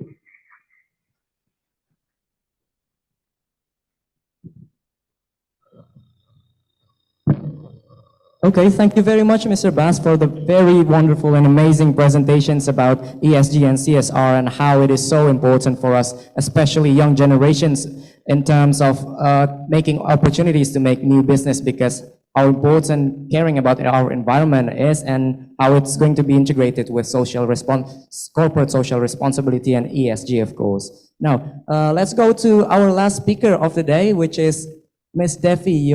The floor will be yours. Check. Okay. Thank you, Ray.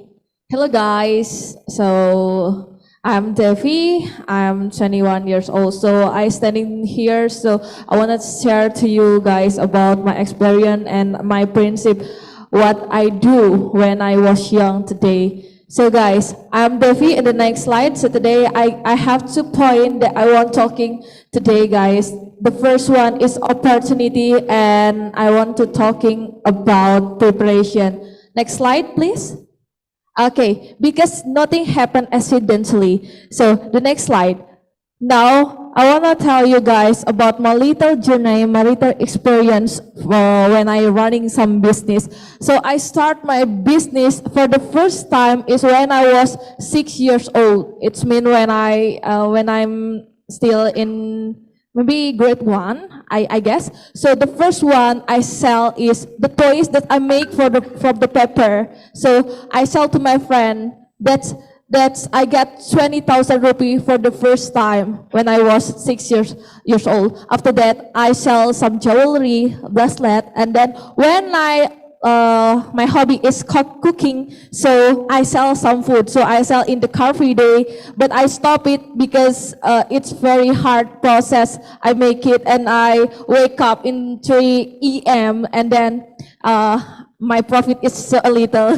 That's why I stop my business when I running this corporate in Indonesia. So after that, I really like make a homework when I was senior high school, but not all of the homework. I like to make a essay and then make a paper and anything. Then when I look around me, that my friend is very don't like to make the homework, especially in essay and the paper. So that's why, because I see my friends, that's why I make their homework, and my friend give me money. For one paper I sell is 80,000 rupee when I was senior high school. I don't know it's a good choice or no, but I think that can make me learn and study more about it. So that's beside the profit I get the lesson from it. So I stopped to make it because I grow, and then I in college right now. So I focus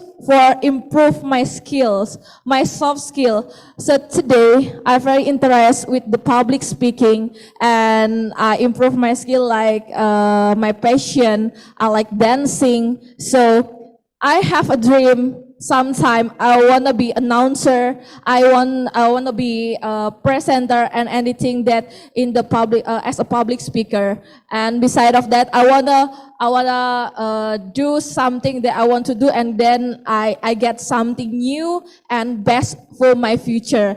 So beside of that, when I was 6 years old, I tried a lot of the things when my friends same age do same thing like me. Beside of that, guys, because I'm also grow in the family that's running a business, but I'm very grateful so I can learn from my parents, my grandmother, and all of my family. So the next slide, please. Okay, the next slide. I wanna ask you guys, what is your perspective about business, and then what is your perspective about entrepreneurship? Before our speaker already tell us about what is business, or why, how to make running a business and anything. For simply, I'm still young. In my opinions, about the entrepreneurship is activities that we can do for get a profit. This still young. I don't know about the how we can manage about our people, organization, and anything. Okay, for the second question, guys, please ask yourself why the entrepreneurship is important. Simply, for me, when many people try hard to apply a job, why we are not make a job for them? Why we are not make a job for us? So from there, I want to share to you guys, we have to perspective, we have to be empowered person, and from that we can give a job for another people like that. Okay, for the next slide, please. Yes, that's about entrepreneurship is important. So based on the data that I get yesterday, I asked for to my followers in my Instagram. Basically, my followers is still young, teenager, maybe 20 until 22 years old. So they say they very struggle to start a business and have a obstacle to run or to start the business. The first one, because they are not confident with their self. Because confident, we can know when we know what is our vision and mission. After that, my friend is afraid will be fail for when they running a business. And the third one is no money to start a business.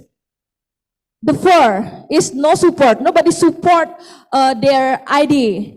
And then nobody support like they are afraid, and then nobody motivation them like that. After that, no time. Guys, do you know we have 24 hours for one day? So I guess its free time is probably, well, we can feel it. So please, guys, don't think we don't have time, because all of my response is all of my followers, I guess, tell me they are not have time to running a business. For the last is they are confused which business that they are want to running, they are want to start. Maybe I want to be entrepreneurship and in the food or anything else. Okay, for the next slide, guys. This about the obstacle. So don't think hard about our obstacle. Please think about our solution. Let's begin now. Next slide. Okay. How we can begin now? The first thing, the most important is we have to know about ourselves, and we have to aware with ourselves. And the next slide, I want to tell you about the concept that I get from some book. This concept I've very relevant to myself, because, okay, please next slide. Okay, because this concept is very relevant to myself, I want to share to you guys. Maybe from this concept you can concern to your own after I tell for you. This from the book I read the power of 3P. There are passion, purpose, and power. But now I wanna add with one more P is pray. So passion, how we know our passion? You can list first. So I do and I list about what is some activities that I want to do, and then I can do it, my hobbies, and then my strength, my weakness. After that, I list my dream, what I need, what I wishes, and that's my purpose. I need to make my parents is happy. I need to be a rich person, not rich auntie. Yeah? I need to be a rich person, and then I want to have some business. If we know about our passion and we know what our purpose, so we have to know too about our power, where we can get our energy. Maybe one of us is different to know our energy. For me, my energy is myself. For the second, my energy is my parents. And for the third, my energy is about my mindset.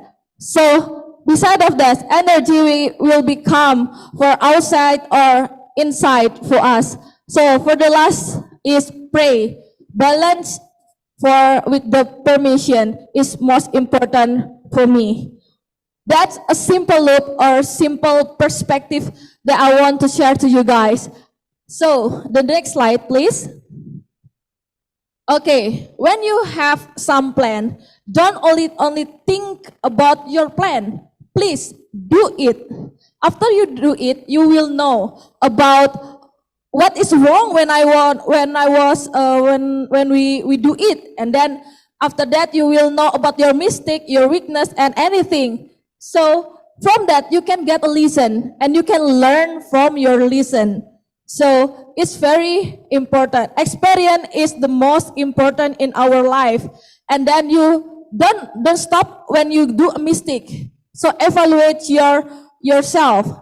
And then after you evaluate, you act it. The next slide, please. Okay. For the next slide, don't waste the time.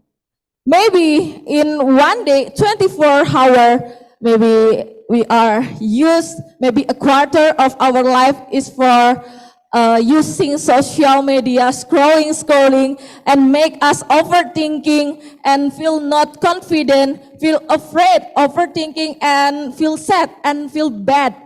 So social media is important, but if we use it very mostly in our life is bad for us. So that's why use your time. Don't waste your time. 1 second is very important, guys. You can use your free time to meet with your friend, make a relation, because everyone that you meet is have an experience, have information, have knowledge that you can take for them. Like that. So make a relation is most important, and believe everyone have a value in their self. Don't judge everyone. Don't judge their process. So look to ourselves is we have to learn and love our process. So make an organization is the most important when we was a teenager, when we still a student. I know I'm very grateful to you, all of you guys, because you sit down here and listen us for the speaker about the topic is you already use your time, not waste your time. Okay, for the next slide. Okay, for this slide, I want to tell you guys, the future is start today.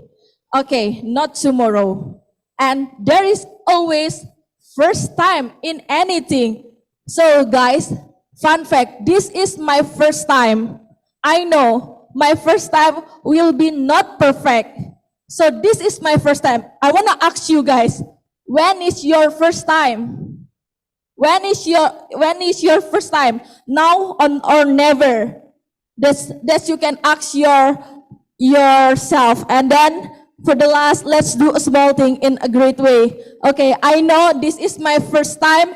Will be give a risk for me, but I already very ready to all of the risks that I wanna get after it. So although perhaps first time is not perfect. But at least, guys, you know about the answer about our doubt, about your doubt quickly. So that's all about me, and that's about my topic. I hope you enjoy and please improve your skill. I believe we are a success because my motto is be confident, be grateful, and be happy because I am worth it. And I believe you are worth it based on your passion and then based on your passion. Thank you. Thank you very much, Ms. Devi, for the very uplifting presentations about entrepreneurships and how to basically find yourself before you do anything. Always just do that instead of hesitating too much or not being confident or thinking that you don't have time and other things that she has presented before. So with that, I hope you guys have taken the essential of what she has presented and maybe apply it for your next your next business probably. And so with that, all of our speakers have finished their presentations and now we are open for the Q&A sessions. For those who have questions for each of our speakers can just raise their hands up. Oh, I see one, I see two. Any more? Okay then, so let's start with the committee. Could you pass him the mic, please? Questions? The one, yeah. Okay. If you can, could you say it in English, please? Yeah. Yes. Okay. Thank you for coming. So my name is Putu Bagus Manikyane Devarata from Faculty Economy and Business Management major. I want to ask question. Why is empowerment essential in the business organization? So that's my question. Thank you. Right, so the question was, is it empowerment or environment? I mean, why is empowerment essential in the business organization? Is it environment or empower? I mean, empowerment. Oh, empowerment, Yes. right, okay. So for Mr. Bass or Miss Devi or anyone, Miss Melissa, if you want to. Yeah. Yes, answer, if you want to answer the questions. Okay, thank you so much for. What was your name again? I'm sorry. Mr. Kiani. Kiani. Yeah. Kian. Okay, Kian. Well, Kian, thank you for the great questions related to the business and empowerment. Okay, talking about empowerment, of course, we have to know the concept of sustainability first. Sustainability, we think it in as a future target. How to catch the future target? Of course, we focus on how to make all of this based on the process, based on the step, and also there will be some of the projection for the future.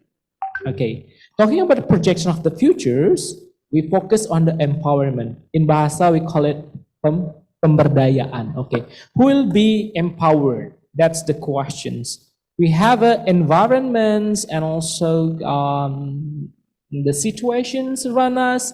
There will be people related to the Dr. Aleph material, people, planet, and profit. Okay, profit comes from the product. How we design the product. Of course, the product should be utilized and also useful for the people. Okay, that's one of the way how to implement the empowerment. Empower the product. So the product should be good and also should be aware with our planet. Okay, just use the microphone so we can to have discussions to have a good idea. Well, and then talking about people, when people they use this product, of course this product should be sustained. Yeah. And I believe everyone here are familiar with the 3R: reuse, recycle, and also reduce. Okay. Yeah. So the product should be sustained based on the simple how to design product. Yes. Good with the our environment. Yes. And also the last, social awareness. We call it the society, and also the people itself. So in designing the product, don't be competitive, and also don't be maybe we call it colonized, when the previous history of our Indonesia historical background. So better you have to be focused on how could you empower the people around you. So when you have to find the raw material, please focus on the community, Yes. social That's the community. foundation. Yeah, as the foundations. The symbols, if you have a design the product of food, yeah, there will be analysis of supply and demands. Okay. Definitely, yes. Yes. How's your target of the demands? How many of them you have to take this target?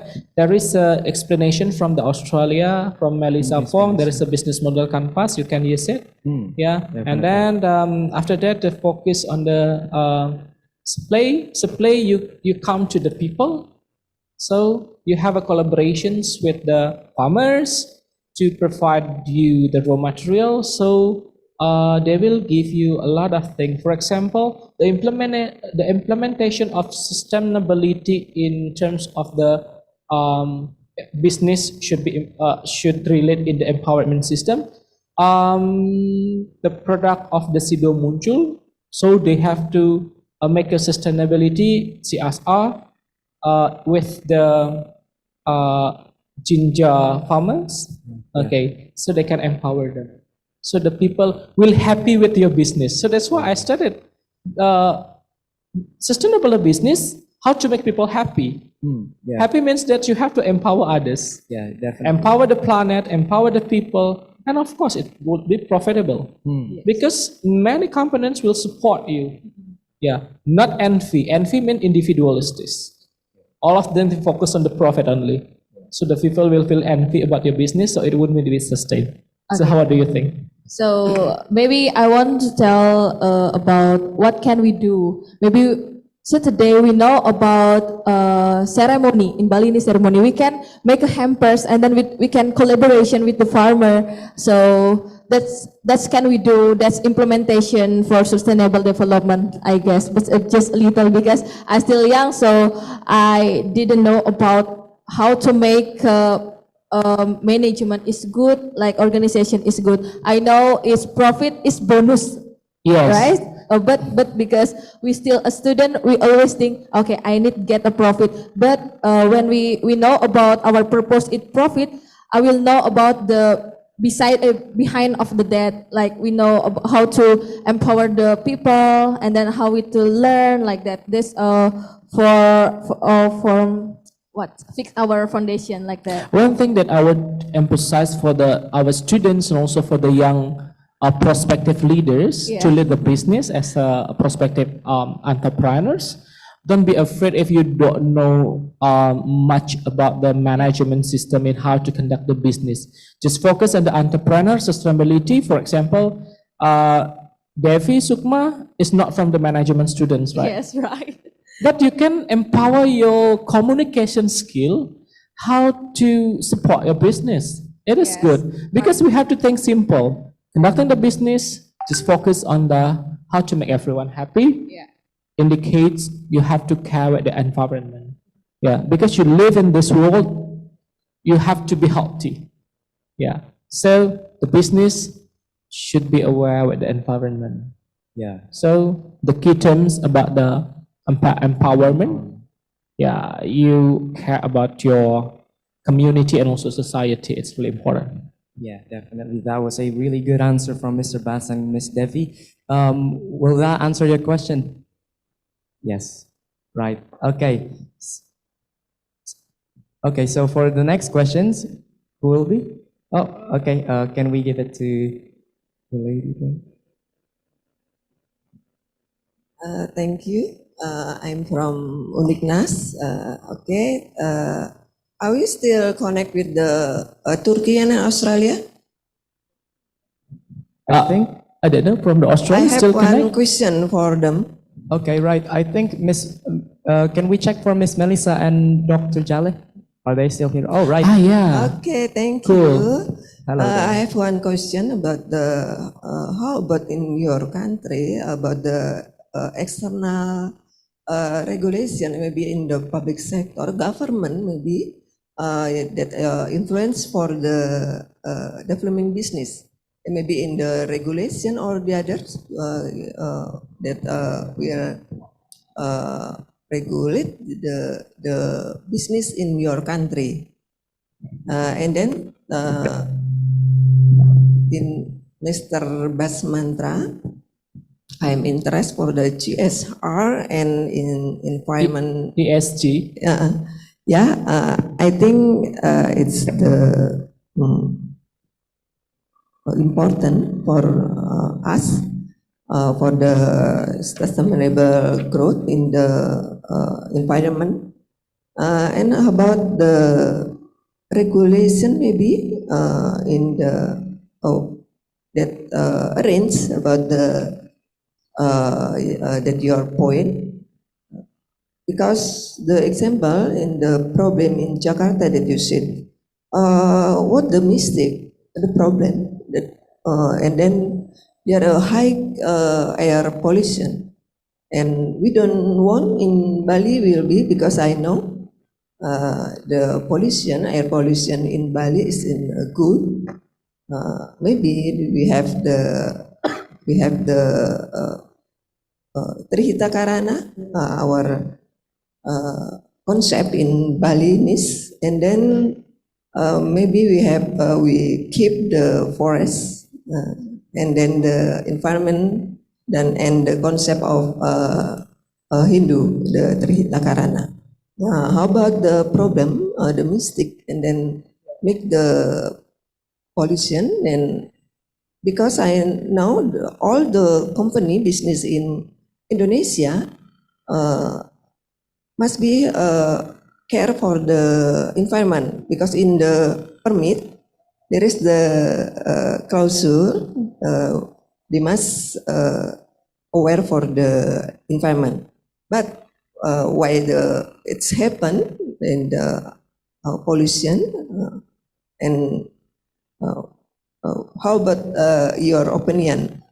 And then Sukma, you are great young generation. Thank you. Yeah, because I'm in, if I teaching, I always support for my student to begin for the business earlier, because if we do early, and then we get the result early too. Now, how about your commitment to keep the environment in your business? Then Sukma is the model for us, for the student to start the business earlier. Okay, thank you. Thank you. Right, okay. Thank you very much, Ibu, for the questions. Let's start from Ms. Melissa and Dr. Jaleh. Questions where she has asked about the externalities or the regulations of the governments for the business in Australia. If you'd like to, please. Yeah, thank you very much for the question. There's no specific hard rule on ESG framework in Australia. In terms of federal and the state, there are some hard, well, I guess some do take it a bit more, there are more accountability and transparency around it, and there are some which are softer rules. But overall, Australia is on the path to ensuring there's an increased oversight and transparency onto all industry and sectors in identifying their CSR, their Sustainable Development Goals as per the United Nations Sustainable Development Goals, and also ESG. So there are increased oversight, and it is different. So for example, in the mining area, there are more transparency and accountability in that sector. Hospitality might be, not as strict rules yet, but yeah, there are increasing focus on it, and at uni and everywhere we have SDG, Sustainable Development Goals, incorporated in every single thing that we do here in all our units now. I hope that's answer your question. Yes, that has answered our questions. Thank you very much. Yeah, definitely. do you have a comment as well, actually, for the first questions that we have, which is why empowerment is important in business? Like Mr. Basma said, it is part and parcel of full business and a business model. So Dr. Jalil and I were discussing that as well. Empowerment comes from manufacturer, producer, the whole supply chain to your end consumer. So how are you empowering every single step of that, and through your 9 business models to have a transparent and sustainable supply chain and consumers, the key partners that you're working with, and how can you ensure that you are not just you're not just ticking the boxes, but you are truly being sustainable and looking at the United Nations Sustainable Development Goals. Which ones are we truly ticking off, but in an authentic and a real way, looking back into our full process for businesses. Do you want to add anything, Charlie?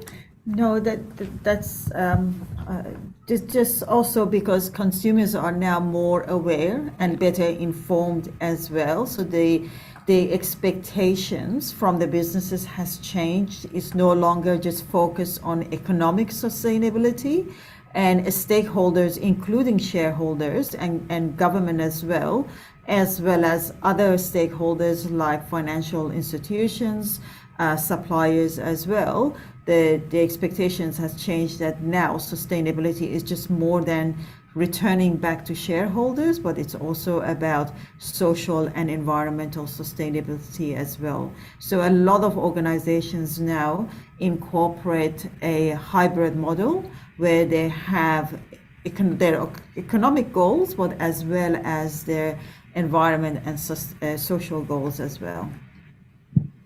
Right. Thank you very much, Ms. Melissa and Dr. Jaleh, for the answer. Definitely, I think it's really important for us to consider the empowerment in business, especially with the media as well, the consumers, the transparency that exists in this world now, because everyone has access to information. So it's really important for businesses to consider the empowerment of the people, the workers, and the environment overall. And of course, the SDGs that we need to consider as well, as the regulations that needs to be applied for every business. So, Mr. Bas? Okay, thank you, moderator. Well, it is an interesting issue, right? Because the topic for today, subconsciously, it is related with our condition in our capital city, that is Jakarta. The issue of the rate pollution is really high, and it's not really helpful for ourselves to live in Jakarta. So that's why, related to social media and Instagram, so there will be many of the online portal to capture every day which city, which area is still safe to live, right? Especially for our citizen. So the Bekasi, Jakarta, Tangerang, it's located in Jakarta area, is not safe. But I don't know how's the government regulations, how to control this. But I know that it's come from the business, I mean the industry, and also industry process, especially for the big factory around the Jakarta area. It's come from this. Even the government already have a regulations, because the first invention is related to the transportation, gas, fuels, and also petroleum. This issue is not really, it was a concern at that time. So that's why the government, by these regulations, promote the electricity car and also electricity motorbike. So it's to reduce the gas emissions. I think the campaign of this is really work well, but another inventions, the rate pollution because of this factory around the Jakarta city, not implement all of the regulations of AMDAL. Maybe you guys, you know the AMDAL, I mean an analysis dampak lingkungan, yeah, analysis of I mean the impact of our environment. If you get the business, it's really concerned. I think the control and also the system should be implemented by our government. Yeah, we have so many ministries responsible for this, and I would highlight the Melissa statement. All of the units should be related to SDGs, Sustainable Development Goals. It is declared by the world nations, so it's really important, not only for the business itself, but also for the university. You know, guys, if you want to have an accreditation, I mean international accreditations, all of the activities should be based on the SDGs. Wow. For example, in Undignas, if we concern with the HR, okay, thank you. If we concern about the HR, women empowerment. So have you empowered a woman to work here? We see the rate, how many female lecturer and how many male lecturers. Okay, here the characteristic more than 60% the lecturers are female. So it's already come with the SDGs of the world. And also the environment. So the environment is still a big issue to all of the, scope, even it is business, even it is health, even it is education, because it should be aware with our life and also our future. So it's called sustainability. So you have to love yourself. Okay. Around we're doing communication. We don't want to another lockdown after the post-COVID, right? Because we don't aware with our environment, so the virus can be affected across the world, across the country. And also beside that, I would like to control. Now, for example, Singapore, they're really strong in the business, but they implement the SDGs system and sustainability and ESG, environmental sustainability growth. There are so many buildings there. But when I interview the people, why do you like studying here? Because Singapore is green. It is a weird answer. Many buildings, but they say that it is green. But in fact, the garden management is really awesome there. Every single part of the soil, there is a plantations, and the plantation is really what we call it control and keep by the government. They have their own regulation, so that's why the air condition that's still good, because they control. Even they grow the business, how to make their citizens become help to work. How about Indonesia, Mr. Or I Bali? think even Indonesia said it is the lung of the world, right? Yeah, paru-paru dunia, but I cannot guarantee that. So that's why the regulation of the government, Jokowi moved our capital to the JKM in the Borneo, in the Kalimantan. I think it's the way. If it is, and it is prospective for the investment. Yeah, because we care about the environment. Who want to live in Jakarta with this air pollution? The last issue is our president's coughing, right? And influenza, and also that is another issue. This is bad condition. So I just happy then Pasal still all green. Gianyar green, but Ubud sometimes orange. This is really serious issue. Yeah. So and also the media say reported at any time. Thank you. Yeah. Okay. Okay. So, Miss Debbie, do you have anything to add? I will continue about what is my opinions and my focus to start a business based on environment like that, right? Okay. I wanna start from I am from Ubud.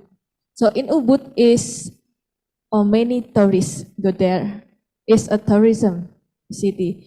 So this is my my idea of my proposal. To be honest, it's about 11 point of sustainable development goals is sustainable cities and communities.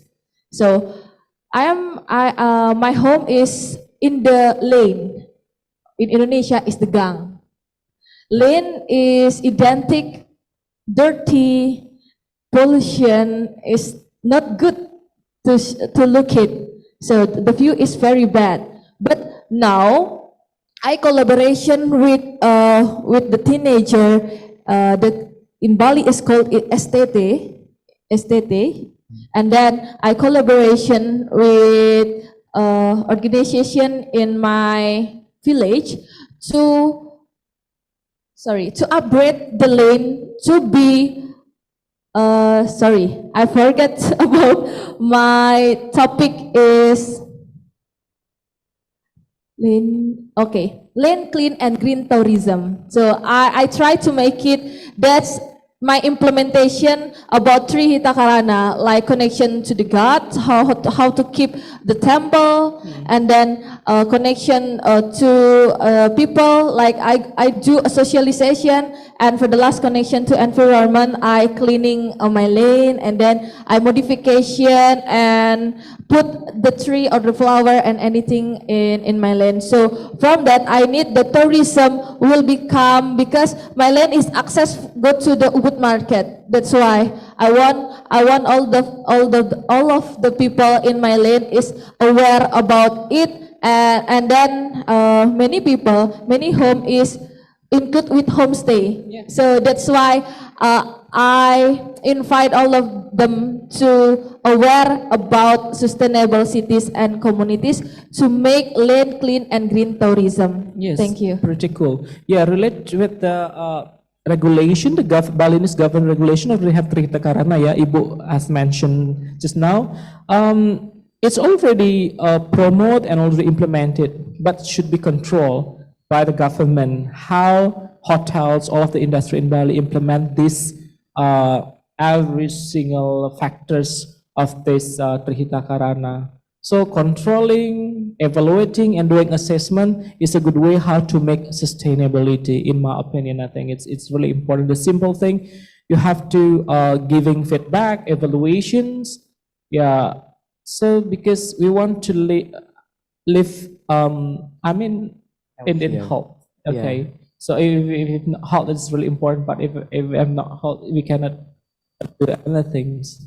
Yeah, definitely. Okay, so that was a really amazing response from both Mr. Bas and Ms. Devi. I hope that answered your questions, Ibu, about the role of SDGs, of course, and then the externalities of the government regulations in Australia, of course, and how it's very urgent for us, for every business or even any stakeholder in this world, basically to apply sustainability in every kind of development of business.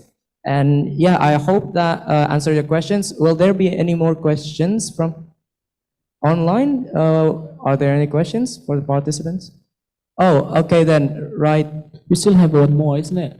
Is it okay if we actually have one more Yeah, questions I for the think for the participants closing back questions. there? Okay, so one last questions for the participants at the back.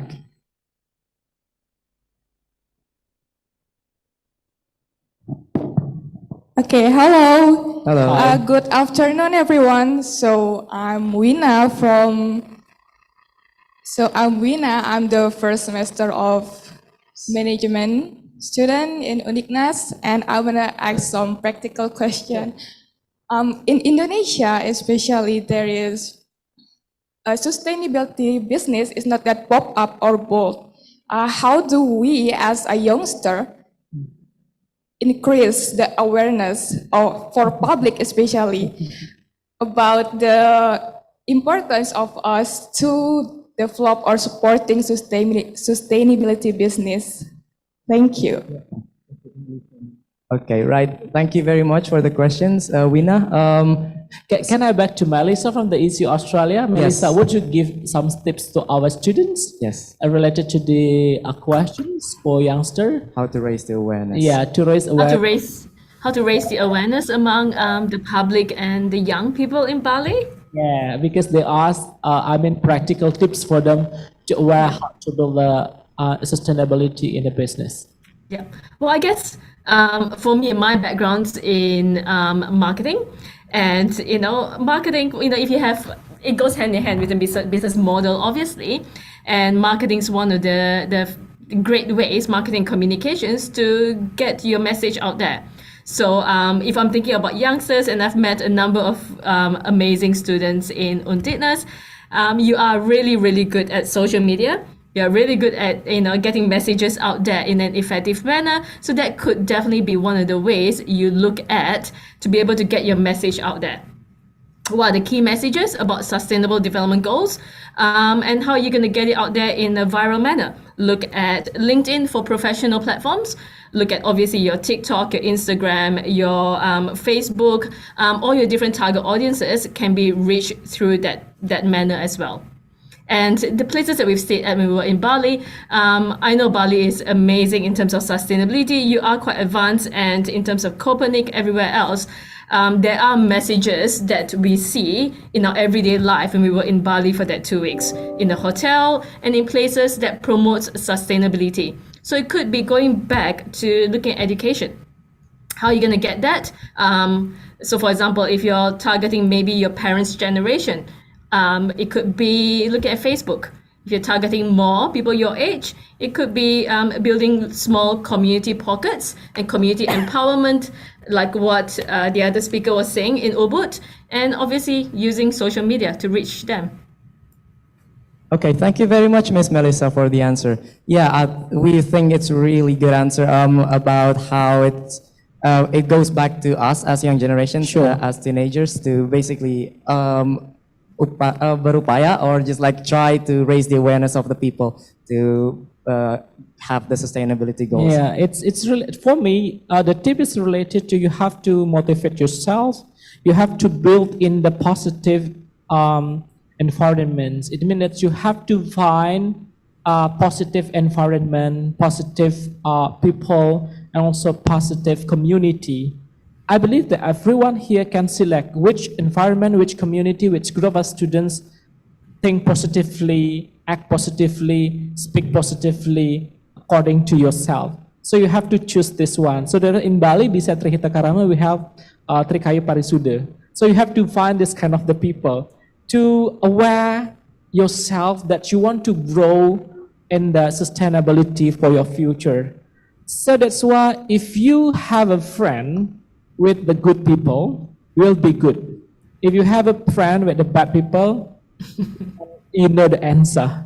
So in this case, sustainability, I will focus on our environment itself. Environment, the simple thing, the way, how could you transfer your conversations with your partner, with your bestie, with the good words? It is a simple thing of the rise your sustainability awareness. Besides, if you want to think it formally, you join this seminar. It's one of your awareness how to get new idea to what we call it to level up your knowledge. It is a really important part for you. It means that you already have an awareness. Why you focus here, why you listen in every single material. Inviting the speakers from the Turkey, from the Australia is not easy. But you stand here, you sit here to listen them. It's one of the good awareness for you to start for sustainability business. And also, don't forget, education is good investment. Okay, listening, reading, and also write your idea and project your idea and present your idea. It would increase people and awareness. So the people will be inspired by you. So start from yourself. Sustainability is simple, come from yourself. And if you want to be good people, you just think which one best versions of your friends should be imitated. Ya, intinya setiap orang suka berteman dengan orang baik kan. Yeah, so you have to be better person. Okay, it's kind of the sustainability. So belong to 17 SDGs from the YouTube. Thank you. Miss Devi, do you want to add? Okay, because we have a same age. So from my perspective is sometimes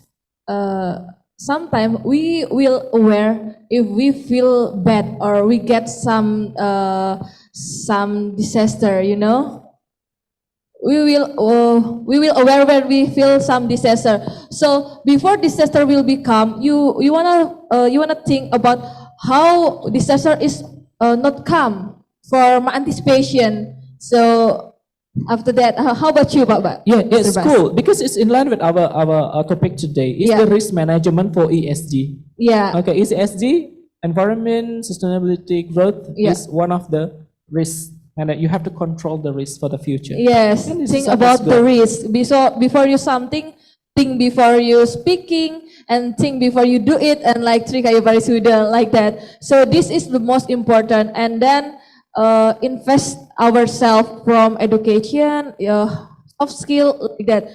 Same like Mr. Bas already tell you guys, you are not waste your time. This your free time you use for get new information. So please, guys, implementation maybe 4P that I said before about the passion, purpose, empower, and pray. I think that's a balanced life in our life. And please choose which power that you want to get. Like maybe you can eliminate that the person is toxic for you guys. So please be aware with yourself what you want and what you don't want. Yeah, mental health. Yeah, It's mental important. health. Right. Okay. That was a really interesting answer from both Miss Melissa and Dr. Jale, and of course Mr. Bass and Miss Devi. I actually want to add something, if I may, for Wina's questions about that sustainability in business in Indonesia aren't very popular right now, and that not many businesses actually apply them. Popular And after how- there is a risk. Oh yeah, There's pollution. definitely. And then how you will raise the awareness for the young generations like us. I actually have a very interesting answer, very practical answer, which is we as the students of Undiknas or just student of any university, actually there's one thing that we can do is actually make a journal or article about, of course, sustainability and just the demand that is needed by the whole world, the whole of Indonesia. And of course, like the examples that I can take is some of my friends, Miss Devi right here doing her research article about the sustainability environment in Ubud especially. And then I know a few friends as well who are currently making many journals, each of them that is related to tourism and sustainability. Of course, that would lead to sustainability business, sustainable business. And like, even I'm actually doing an article that will raise awareness. And also it starts with the design thinking first. Yeah, the And the design customer thinking that step. you need. Like the problem that is happening in this world, we as a young generation need to realize what is the problem that is happening. And then of course, we need to ideate to find idea that will help stop the problem or just reduce the problems. And then of course, slowly but surely, we will be able to develop our business and of course, bring awareness and then just share it through our social media. Of course, that will bring in more other young generations that is having their voice to fight Yeah. for the Yeah, health of business the should give it environment. solution. Yeah, definitely. Okay, concerned with the solution. When you think a product, when you think of business, and you think of solutions, giving solution to your customer, that's already implementation of the sustainability of business. Definitely, yes. So I hope that answers your questions, Wina. And I think after this, the Q&A session is now finished as the time is out. Let's go to anyway, let's give a big round of applause for all of our speakers today. Right, so thank you very much for all of our speakers to have spent your time sharing the materials. And then with that, I can conclude that before we do anything, we have to, of course, find the problems that is inside us, and then just have to push ourselves as an entrepreneur or someone who wants to make a business. But of course, when we want to make a business, we have to consider many things, like the materials that Ms. Melissa and Dr. Jale has provided, the business model analysis, what is within the business model canvas, which is the like target market person or just customer segments, what segments that you want to have and what you want to achieve, and of course, how would you achieve that? How would you get the supply chain and other thing, etc. And then with Mr. Bass' presentations with the ESG and CSR, we as someone who wants to make a business, of course, we need to think about the ESG and CSR that we need to apply for the society that will benefit the society, like the 3 Ps, people, and then planets, and how it will basically positively impact both 3 of those things. And with that, I think we could conclude today's material of sustainable growth imperative, developing business opportunities and entrepreneurial spirits. And with that, I think we can go to our next agenda. To the MC. Yes. Okay, I think that is also the closing statement from our moderator and all the speakers. Give applause once again, everyone, for a very beneficial talk today. As well as thank you so much, Melissa, and also Dr. Jale, that's already joining us. Right, okay. So for now, before we continue for the certificate granting, everyone, so I want to give you something from Warren Buffett. So Warren Buffett say that the investment that you can make is investment in yourself. So no matter how hard you are making a business, raising the awareness of entrepreneurial, so the investment is from yourself, how you surround with yourself, how you create, and also how you stand here to delivering and hearing some of the informations and also learn from the best persons. Okay. Well, everyone, let us continue to the certificate granting to everyone who has been talking very much and also have us a very good, inspiring things to be shared today. So please, everyone in the front, the moderator and also the speakers, you may to stand up. And then, yes, we are going to also have another speakers, Melissa and also Dr. Jale, that is also joining us. Would you mind to show them here also? Then, okay, at the first, we are going to hand over this appreciation also to Melissa and Dr. Jale. Give applause, everyone. Hi, Melissa and Dr. Jale. Thank you so much for every single theoretical and also sharing that have been given. It's such a fruitful things to be heard. And also for the certificate, it will be given online from our team. Unfortunately, you are not here. So sending our greeting to all of you and also all colleagues of ECU. Give applause once again, everyone. Thank you so much. Thank you for taking time. Do you want to say something, Melissa and Dr. Jale, as the closing statement? Thank you so much for having us, and we look forward to coming back to Bali soon and visiting all our friends and family in Untiknas. Thank you so much again for having us. Okay, thank you so much. And this is your certificate, online certificate. Thank you. I think it would be sent next 2 weeks because yeah. our student visited ECU. Oh, yeah. In enrichment program. Thank you, Basma. Yeah, so some of the international management students and also accounting are going to visit Australia to Edicon University, to your university in the 4th of September. Yeah. So around 1 week, we'll be sending there. So hopefully Mr. Basma will send that certificates to you. Thank you so much, and we'll see you again in Bali. Thank you, Rani. Thank you. Thank you, Melissa and Dr. Jale, for having us. Right, now we will continue to the one that is also presenting today, the keynote speakers and also the moderator for holding this international conference during these sessions. Okay, to have the handover, we would like to welcome Ketua BEM Undiknas, Ketua BPM Undiknas, and also the head of committee to join us in the front to give the handover of appreciations to all of the keynote speakers and also the moderator. Please.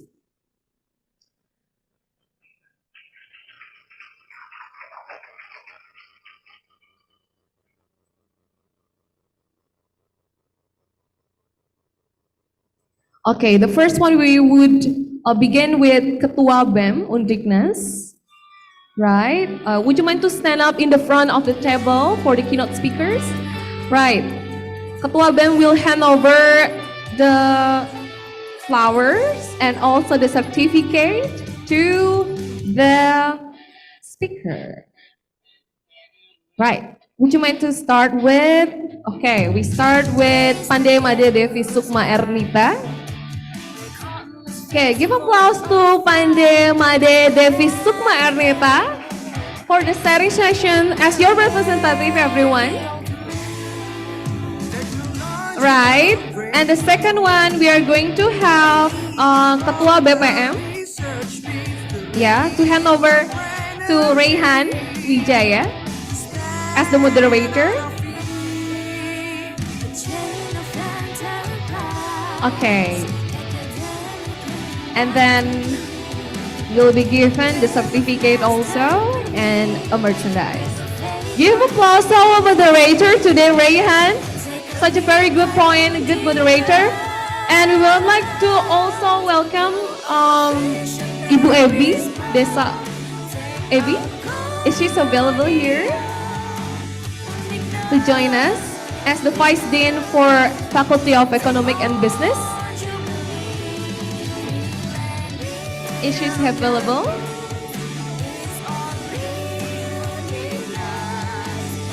Right. And the last one will be hand over to the keynote speaker, Mr. Idenyoman Basmantra. Right. As the representative from Faculty of Economic and Business, Undiknas.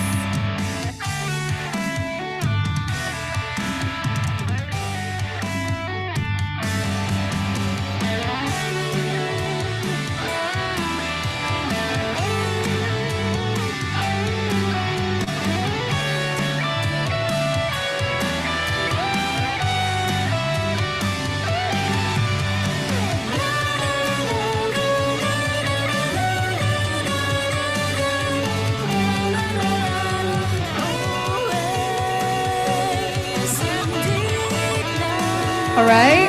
Okay. And the others thing, you can give the hand bouquet and also the merchandise to the keynote speaker from Dignas University, Mr. Basma, as the lecturer. Okay, thank you so much. That is an over from the head of committee. Thank you. And we will continue to the next photo sessions together with all the keynote speakers, moderator, Ketua BEM, Ketua BPM, and head of committee, and also another representative from Faculty of Economic and Business with Ibu Ebi as the vice dean. Give applause everyone before we close. Right? I think that's all. Do you want to have a picture also here together? Right? You can take all your belongings.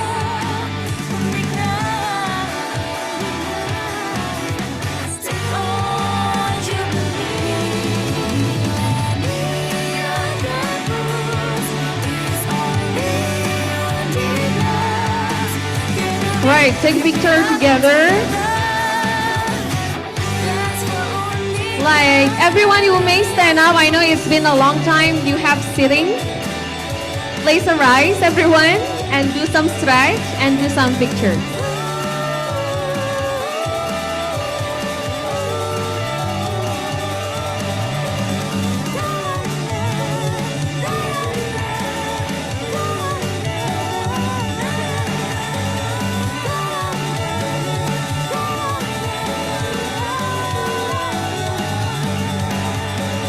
Right, thank you so much for the very fruitful international conference. Thank you so much for everyone.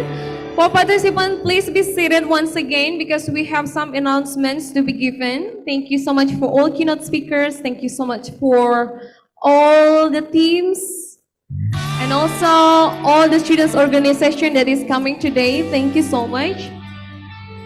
Well, I think this is the end of the international conference, everyone, but this is not the end of our agenda today because right after the lunch break, we are going to have the call for paper sessions. So please, everyone, kind to have a call for paper together to watch it in every room that you have selected.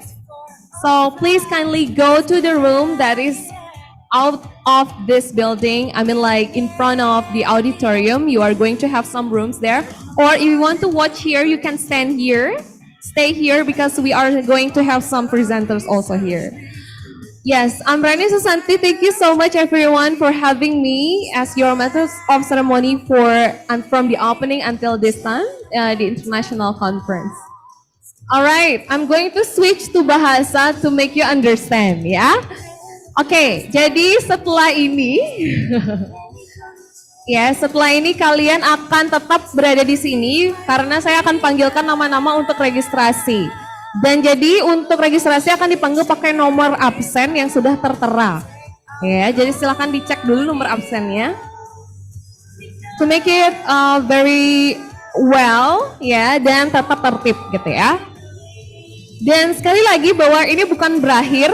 Artinya setelah makan siang nanti akan ada acara lagi satu, kita ada call for paper di mana ada para presenter yang akan menampilkan papernya. So kalian bisa memilih room-room yang ada di sana ya, atau di sini pun auditorium merupakan salah satu room. Jadi kalau misal mau di sini silahkan. Ya, silahkan dipilih. Ada banyak topik yang disajikan. Sudah siap? Saya akan panggil nama-namanya ya. Oke, absen 1 sampai 15. Silahkan.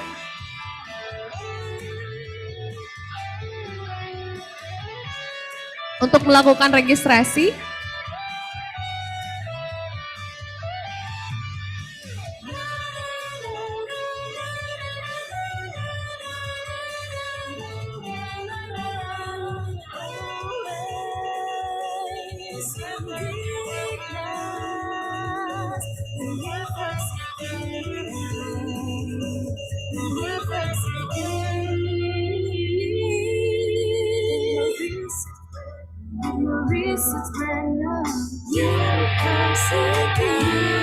Oke, untuk acara selanjutnya kita akan mulai pada jam 12.50. Jadi kami harapkan semuanya yang ingin menuju ke ruangan masing-masing, kita akan mulai di jam 12.50. Jadi kurang lebih ada 40 menit untuk istirahat makan siang, and then before you go to each of the room. Jadi silakan menuju room masing-masing yang sudah disediakan. Ada waktu 40 menit mulai dari sekarang. Right, kita lanjutkan dulu. Untuk nomor absen selanjutnya, itu nomor absen 16 sampai 30. Silakan.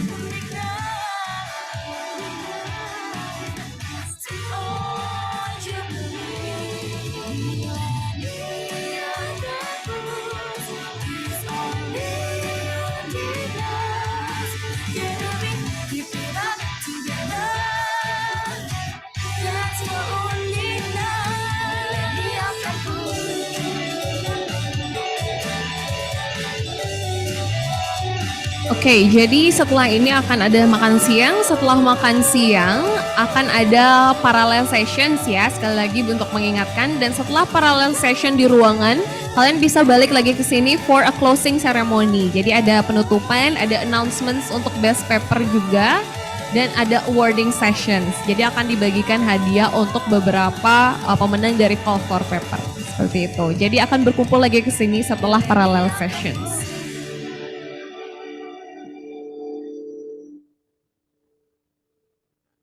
Oke, selanjutnya yang bersiap-siap adalah nomor 31 sampai 45. Silakan bersiap-siap terlebih dahulu karena di sana masih banyak, jadi bersiap-siap dulu. Sabar.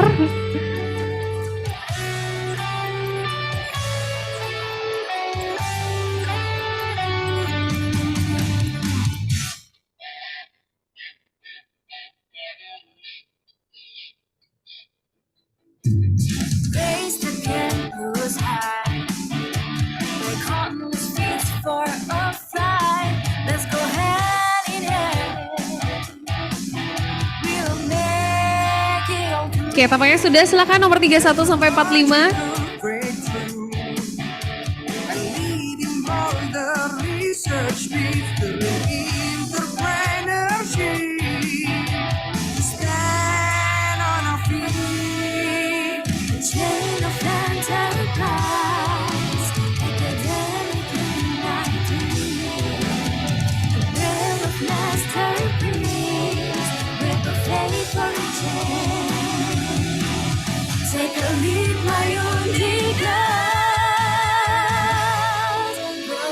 Ya, untuk yang sertifikat online akan dibagikan secara online ya. Jadi yang masih bergabung secara online atau boleh dari tim bisa diketik di message bahwa sertifikatnya akan dibagikan secara online ya. Oke.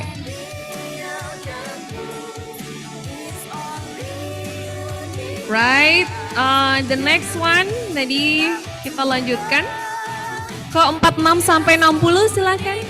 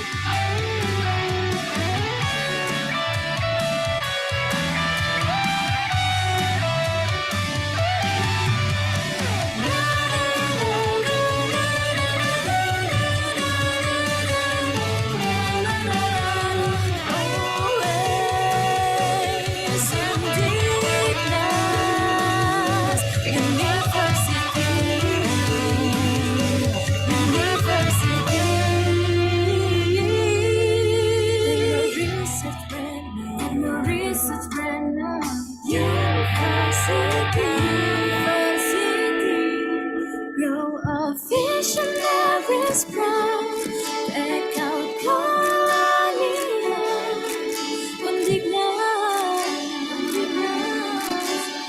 take on jubilee, millennial campaigns, it's on Undignas, get a bit, give it up together, yes for Undignas. Visionaries proud, take on Korea, Undignas, take on jubilee. Alright, coming up next, sekarang untuk nomor 61 sampai 75.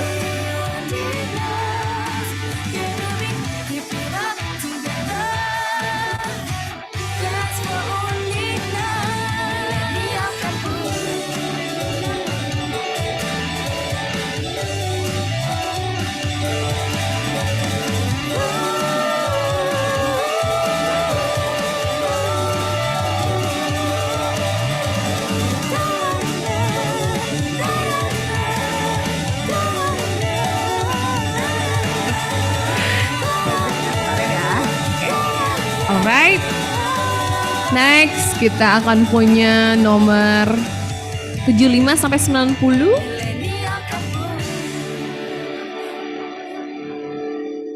Iya. Nanti akan bersiap-siap 91 sampai 105, terus 106 sampai 120. Ya. Nanti. Jadi dilihat dulu, tampaknya masih sangat banyak di depan.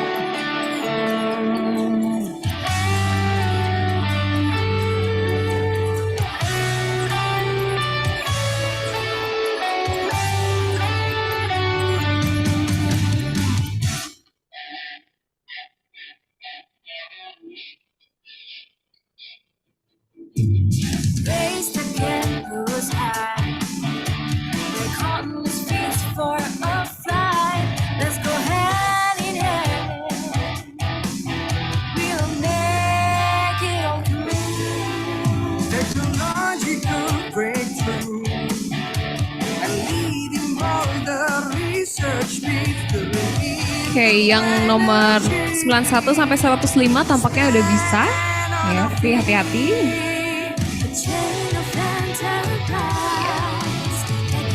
Oke, karena not too many, jadi langsung aja 106 sampai 120 everyone ya.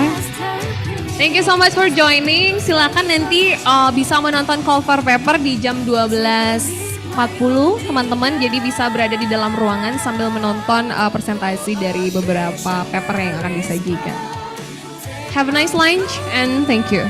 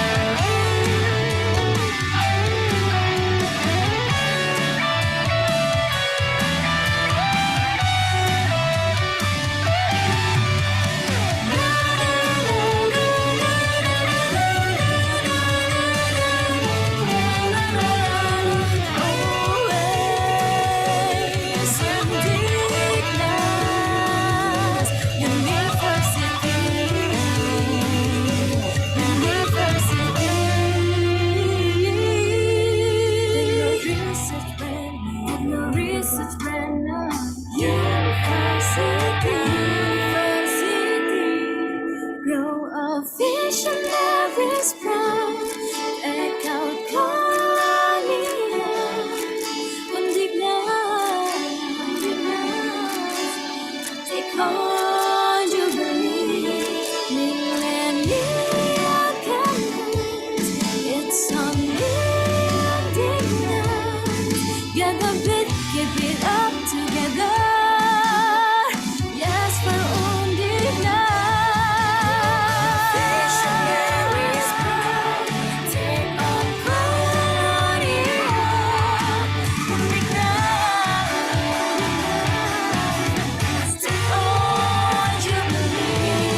Cheers.